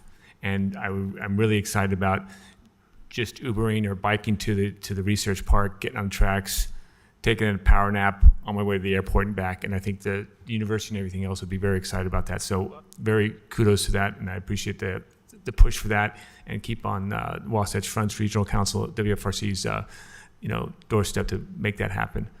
I also want to say that I think this is a great study, and I'm looking forward to our East-West Connection study to see how this blends in with that. I think they both can blend in together and maybe come up with even a better option in this thing, whether we bury some routes, we use the Rio Grande station as a train station, that it's such a beautiful place, vice the Central Station. But I look forward to that study and see how that study can coincide with this study, and we make it even a better project. So thank you. Quickly, last time Carlton came here, I mentioned how the UTA system, and again, jump in topics here, but I want to make sure that this is raised again. The system updates to Google. Carlton told me, but you can download the app, the UTA app, and yes, I could download the UTA app, but the truth is that many people won't, and I bet that we can solve this technology bridge where I can actually see where the trains are in Google. This is happening in third world countries right now, and I don't understand why the city of Utah cannot solve this simple issue of connecting. So you can see live where your train is, you can see where the next one is, you can plan your route out of Google, and it seems like there's something that for some may be rocket science, but it really is not. So I hope that you can share that, the need to make our system more reliable and easy to access. I wish we can have that technology available to us. So just sharing that. Thank you. Thank you. We agree. Please let us know how we can partner with you. We know sometimes that means we should shut up, but if there's ever a time where we need to show up or speak up, we're happy to do that. But please let us know how we can partner with you to make these things become a reality. So. Thank you. Thank you. Greatly appreciate the partnership with Salt Lake City. Thank you. Thank you all so much. All right. Hey, friends, you put us 2 minutes ahead. Thank you both. Well done. All right. With that, we're going to actually go back to item A3, which is an ordinance for the North Point Light Industrial Zoning Text Amendment follow-up. Nick Tarbett, Council Deputy Director. That's a good title change, Nick. I'm liking it. And he's going to be joined by Chrissy Gilmore, the Planning Manager, and your favorite Planning Director and mine, Nick Norris. Yeah, Nick. Oh. Nick, I need you to accept congratulations from the administration. Oh, thank you. All right, Nick. I couldn't have done You're it the next. We'll without turn the him. time over to you. All right. This is a follow-up briefing on the proposed zoning amendments for the North Point area of the city. At the October, we had a briefing back in September, and the council directed staff to make a few changes to the ordinance, and as well as have discussions with stakeholders based on questions and concerns they have about the draft text. So we'll just step through the changes that were made, and then seek policy direction from the council on those outstanding items that we've discussed. So the first one was there was concerns that the language was not clear enough to allow for the loading docks to have adequate height for loading and unloading. So Chrissy updated that language. It's in the ordinance you have. We've run it by the stakeholders and it works for them. They also included a drawing that is included in the ordinance that makes it very clear that they have the additional height that they need. So that's one change that the council requested and has been made. The other one was to include painted textured concrete as in the list of allowable building materials.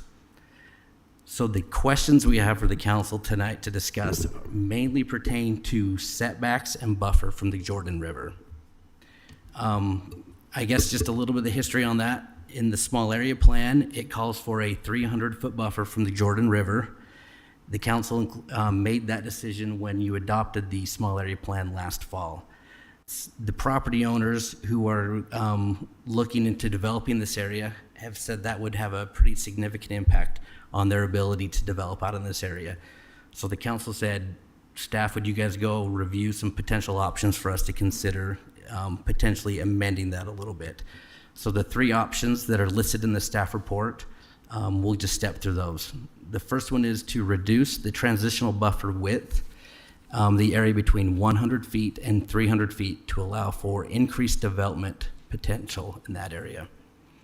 A second one, and this is one that the property owners have specifically requested, would be to remove that buffer, but allow those changes to be made through a development agreement with the city and the property owner. And then the final option is to modify allowed uses in the buffer areas to generate some financial benefit. Evaluate which uses could be compatible with the buffer while still providing income. Options could include agriculture, outdoor recreation, and support buildings. So we're here to answer any questions and get direction from you on what. I'm gonna predict Councilmember Dugan Scott wants to kick us off here. Thank you very much. I like option D, which is to keep the 300-foot buffer. And I appreciate the desire for them to make this adjustment, but we did a pretty good in-depth study. We walked through a lot of the different groups on that, and I think the 300-foot buffer is probably the strongest that we have for the health and safety of the region and also just the whole lake itself. When you ask for, hey, we'll take our 150, our 300 feet, we'll move it to a different area. The water doesn't know where your land is, and so it's going to continue to flow. So just to have an extra buffer in one area and a thinner buffer next to the river in another areas, I don't think is appropriate way to go. And options including agriculture and outdoor recreation. That's why we have that buffer, so that we wouldn't have those developments there, so we can protect that waterway. And as we read through this weekend about the whole Jordan River health, this is part of it, and we need to get the water out to the lake as healthy as possible. And I think we should just keep with the 300 foot. So that's my. Thank you, council member. Anyone else have anything? I actually would be interested in the third option, which would keep the buffer, but would examine if there are some uses that wouldn't be. I agree, like we should not have heavy uses, but the people requesting this are not people who want to put up warehouses. They're actually people interested in conservation easements, in agricultural easements. And so because of the genesis of this request, I actually would like to take a moment and see, especially because it might factor into the kinds of easements we're able to get based on land valuation. So I would be interested in examining it without approving anything at this point. I think we hold our 300 foot until we have better information that says this list of uses is found to comport with the intention.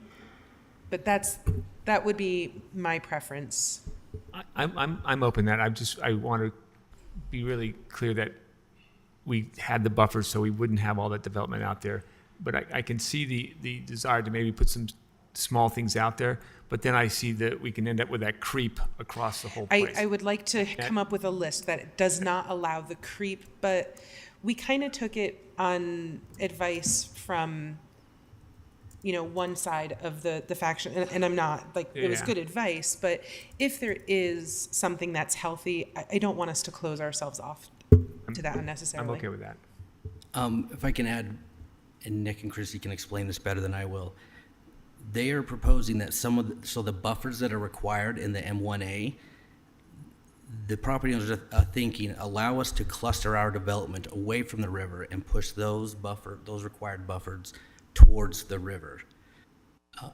Yeah, and that's where I understood that part, but that's what I'm saying is that, but that would say the 300-foot buffer now exists. That would say that at one section of it would be a lot smaller buffer down to 100 feet, and then you have a cluster. And that's what I'm saying is that the reason why we put that whole 300 buffer is that we want to keep the whole river safe. Yeah. If you just build your mine or your polluted area in one section, it could be right next to the river, and that's what I'm trying to avoid. It still flows into the Great Salt Lake no matter where it enters. I want to keep that buffer there, looking at maybe some possibly other small things, but that's why I want to have a buffer. I think we also need to clarify, because one of the applicants or the people who raised this to us was saying even for agricultural use, the buffer is frustrating to them because their conceptualization of a buffer is that they just let it grow natural without any tending. And so I think we need to clarify what is intended. They were saying if we just let this be a natural buffer where nature takes hold, they were like, we'll have goat heads unchecked, we'll have wildlife that hurts our crops, right? So I think we also should provide a little bit of clarification about, like, we're not asking you just to let things grow wild as a buffer. Here's what a healthy buffer situation would look like. Yeah, and I can provide a little context to that. So the way we have the buffer set up, it follows the riparian corridor overlay table of developed uses allowed on developed lots, and it specifically references column B. So that would allow like maintenance of lawn areas, existing lawn areas. It does allow pesticides, fertilizer, and management of those lands according to best practices, which public utilities has those best practices. It allows replanting of vegetation. It does not allow, structures, paving. It would allow a deck area or a fence and pathways, but not like paved pathways. Thank you. Anyone else have any input? I love tag teaming this topic with you, Councilmember Dugan. It's my favorite. Councilmember Wharton. I'm willing to hear why this would be a bad idea, just especially given that the events of this month, when there are, states that never expected to have hurricanes. But in my mind, I would think that it would be okay to have like non-permanent structures in the buffer, like, or I don't know if you'd like pergolas or like, smaller things like that, or like playground equipment or something, lighter stuff, or like a sidewalk. That's what, in my mind, that I would be willing to hear about. But I also don't know, how, I don't know what the other side of that argument might be. But I'm open to hearing it. I don't fully understand the other side of that either, but I'm happy to work with public utilities to understand the impacts to the river with those type of structures. Mm-hmm. Yeah, so I think the direction then is that we want to preserve it until we have better information, but we're open to the idea that there might be better information about the ways we can still make these 300-foot buffers useful in some way. Is that accurate? Mm-hmm. Okay. Anything else, Nick, for this conversation? Yes, we have a few very specific changes that have been requested by some of the property owners. I'll just read through them quickly, and then if you have any questions about them, let us know. Right now, the maximum lot area is 10 acres. They are requested to go up to 15 acres. Right now, 2200 West has a maximum building facade of 250 feet. They would like 400 feet. Maximum building height is 40 feet. They would like 50 feet. Maximum square footage is 100,000 square feet. They would like 120,000 square feet. Trees, right now, trees are required along all building lines, property lines, excuse me. They're suggesting that it should only be required on the exterior building lines. And then if the council is open to the development agreement concept, they were asking to include language about the proposed master plan development, because that's how they would prefer to move forward and develop the property through that. I'm real tired about talking about these trees. I'm done with the number of trees. We can talk about if we put them strategically in other places. You're putting in trees. That's what's happening out there. I'm done talking about it. Are you proud of me, Councilmember Dugan?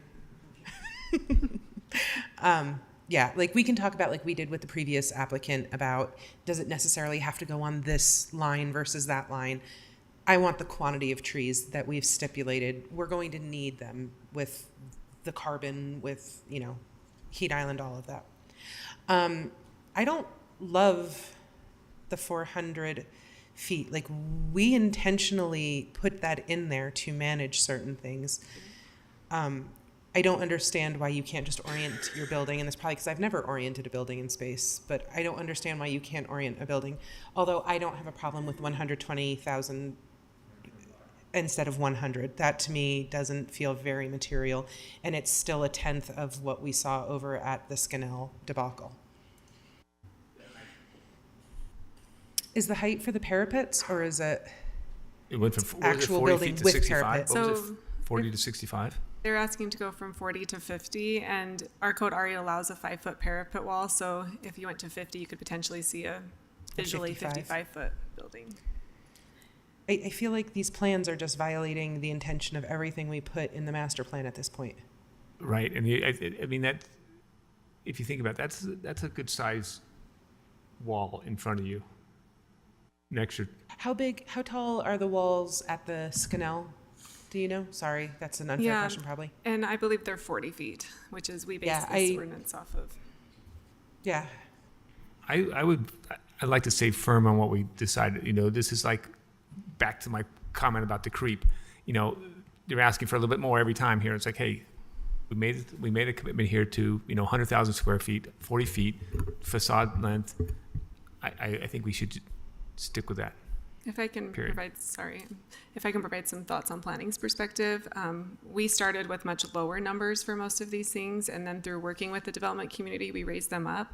So the ordinance as proposed, we believe, is a good balance between honoring the small area plan and allowing for some development potential. Not everything is going to be appropriate for development out there, and so I'm okay with people being upset with the fact that they have to go find a different place to do this project. But I feel like we've given a lot of concessions, including now even being willing to consider if there's functional uses that can create money in buffer zones. Like, I'm willing to consider if trees have to be placed specifically or can be clustered. Enough. You guys did a lot of work on a small area plan to come up with some standards. I would potentially concede the increase to 125,000. The others, I'm not. Yeah, I would just say keep what we got. Just Okay. keep what we have. Yeah, I'm fine with that. That's fine. Thank you. None of that can be considered a taking, correct? No, most of the properties right now are zoned ag, and Okay. so they're, what they have is much less than what this would Okay, allow. then you're right, let's keep it as is. No. If I may point out, I should have mentioned this at the very beginning, that a lot of the comments we've received are from property owners who are not yet annexed into the city. And so that's something to consider, that it may or may not have an impact on their decision whether or not to annex into the city. They're not commercial owners. No, all that property out there is zoned ag. Correct. Everything, so. So So there's still a lot of optionality and negotiation and discussion and opportunity to find things that fit. We're not thwarting something that's been a long time planned. So. Okay. No, let's hold the line. Okay, that's all from us then. Thank you all. Thank you. Thank you. All right, council, we have an appointment to the board who is joining us virtually. Gloria Mensa is here for an appointment to the Racial Equity and Policing Commission. Gloria, are you with us? Yes, I am. Hey, Gloria. So typically what we do is we give appointees the chance to introduce themselves, just a minute or two about your interest in serving and a little bit just about yourself. So the floor is yours. Thank you. Hi, everyone. My name is Gloria Mensah. I am the Executive Director of GK Folks Foundation. GK Folks Foundation is a nonprofit organization based here in the Valley. We provide mental health education, entrepreneurship resources, and mental health to African immigrants, refugees, and Blacks in general. We recently launched a program to help people of color be able to be educated to build generational wealth through real estate. And we're partnering with different organizations to provide education around generational wealth building to enable immigrants and Blacks in general start thinking about it. I came across this position through a very good friend of mine, Esther, who was also one of the commissions. And my desire to just help the community is what made me want to be part of this commission. I have been an executive director for GK Folks for 16 years right now. And this is something I've done willingly, just helping the community from providing free mental health workshops to providing free therapy sessions to providing entrepreneurship resources to the Black community, providing resources like bookkeeping, website development, loans and grant opportunities and resources out there in the community, to providing scholarship opportunities for African immigrants and refugees. So we've done a lot in the community, and this is just something that I've been immersed in, helping the community in different ways. We organize various events like festivals and galas and just events to promote culture, diversity in Utah. And it's one of the biggest African events and Black events showcasing Afro-Caribbean, Afro-Latino, Black culture, and African culture in the state of Utah. So we're so excited about what we do, and I felt like I have the experience with the community that I'm going to be representing on this commission. In 2020, with George Floyd and everything that happened in the country, we rebranded and we decided to focus on just people of color and provide those resources and services that would help them stand out. We got contacted by a lot of organizations, corporations to see how they can help the Black community. And as a result of that, we started the Afro-Utah Festival as a one-stop shop where Black businesses can be patronized, recognized, and also showcasing their culture and what they're all about. We also created the Afro-Utah Awards ceremony that recognizes people of color and their contribution to the state of Utah. So through all these various programs we provide through the foundation, I've been fortunate enough to hear what the community have to say about policing, racial equity, diversity, inclusion. And I felt like one thing I could do to help is to be part of the commission, to have a voice, to be able to contribute to giving the community's perspective on what they feel should be changed or should be added to the mayor's perspective or the mayor's initiatives for the community. So that's why I applied to be part of this commission. I love the mission and the vision of the commission. I love everything that the commission members do, examining the policies, the budget, and making recommendations to the mayor. I love the idea of engaging and interacting with the public, which is what I do already, and getting their input and relating that back to the police department to help them in making policies in culture or redefining what they already have. So that's why I applied, and I want to be part of this because I'm just passionate about it. I've done it for almost 16 years in the community, and I feel like this will be a stepping stone to helping to make more changes in the community. Thank you so much, Gloria. Council, any comments? This is an Esther Appreciation Club. We all know Esther and love her. So one more thing we can say thank you to her for is sending you to us. We don't take lightly when members of our community offer to serve. We know that this is a service that you're offering freely of your own volition, and it's your knowledge base, your experience, your skills. So thank you so much for being willing to offer this up to the community to help create, a city that we all want to continue to live in. You will be on the consent agenda. You don't need to be present, but this evening when we vote to approve the consent agenda, you will be approved, and thank you for your service. Thank you. All right, have a good day. All right, appreciate it. Council, I will entertain a motion to enter into, report of the chair and vice chair. Anything, Vice Chair? No.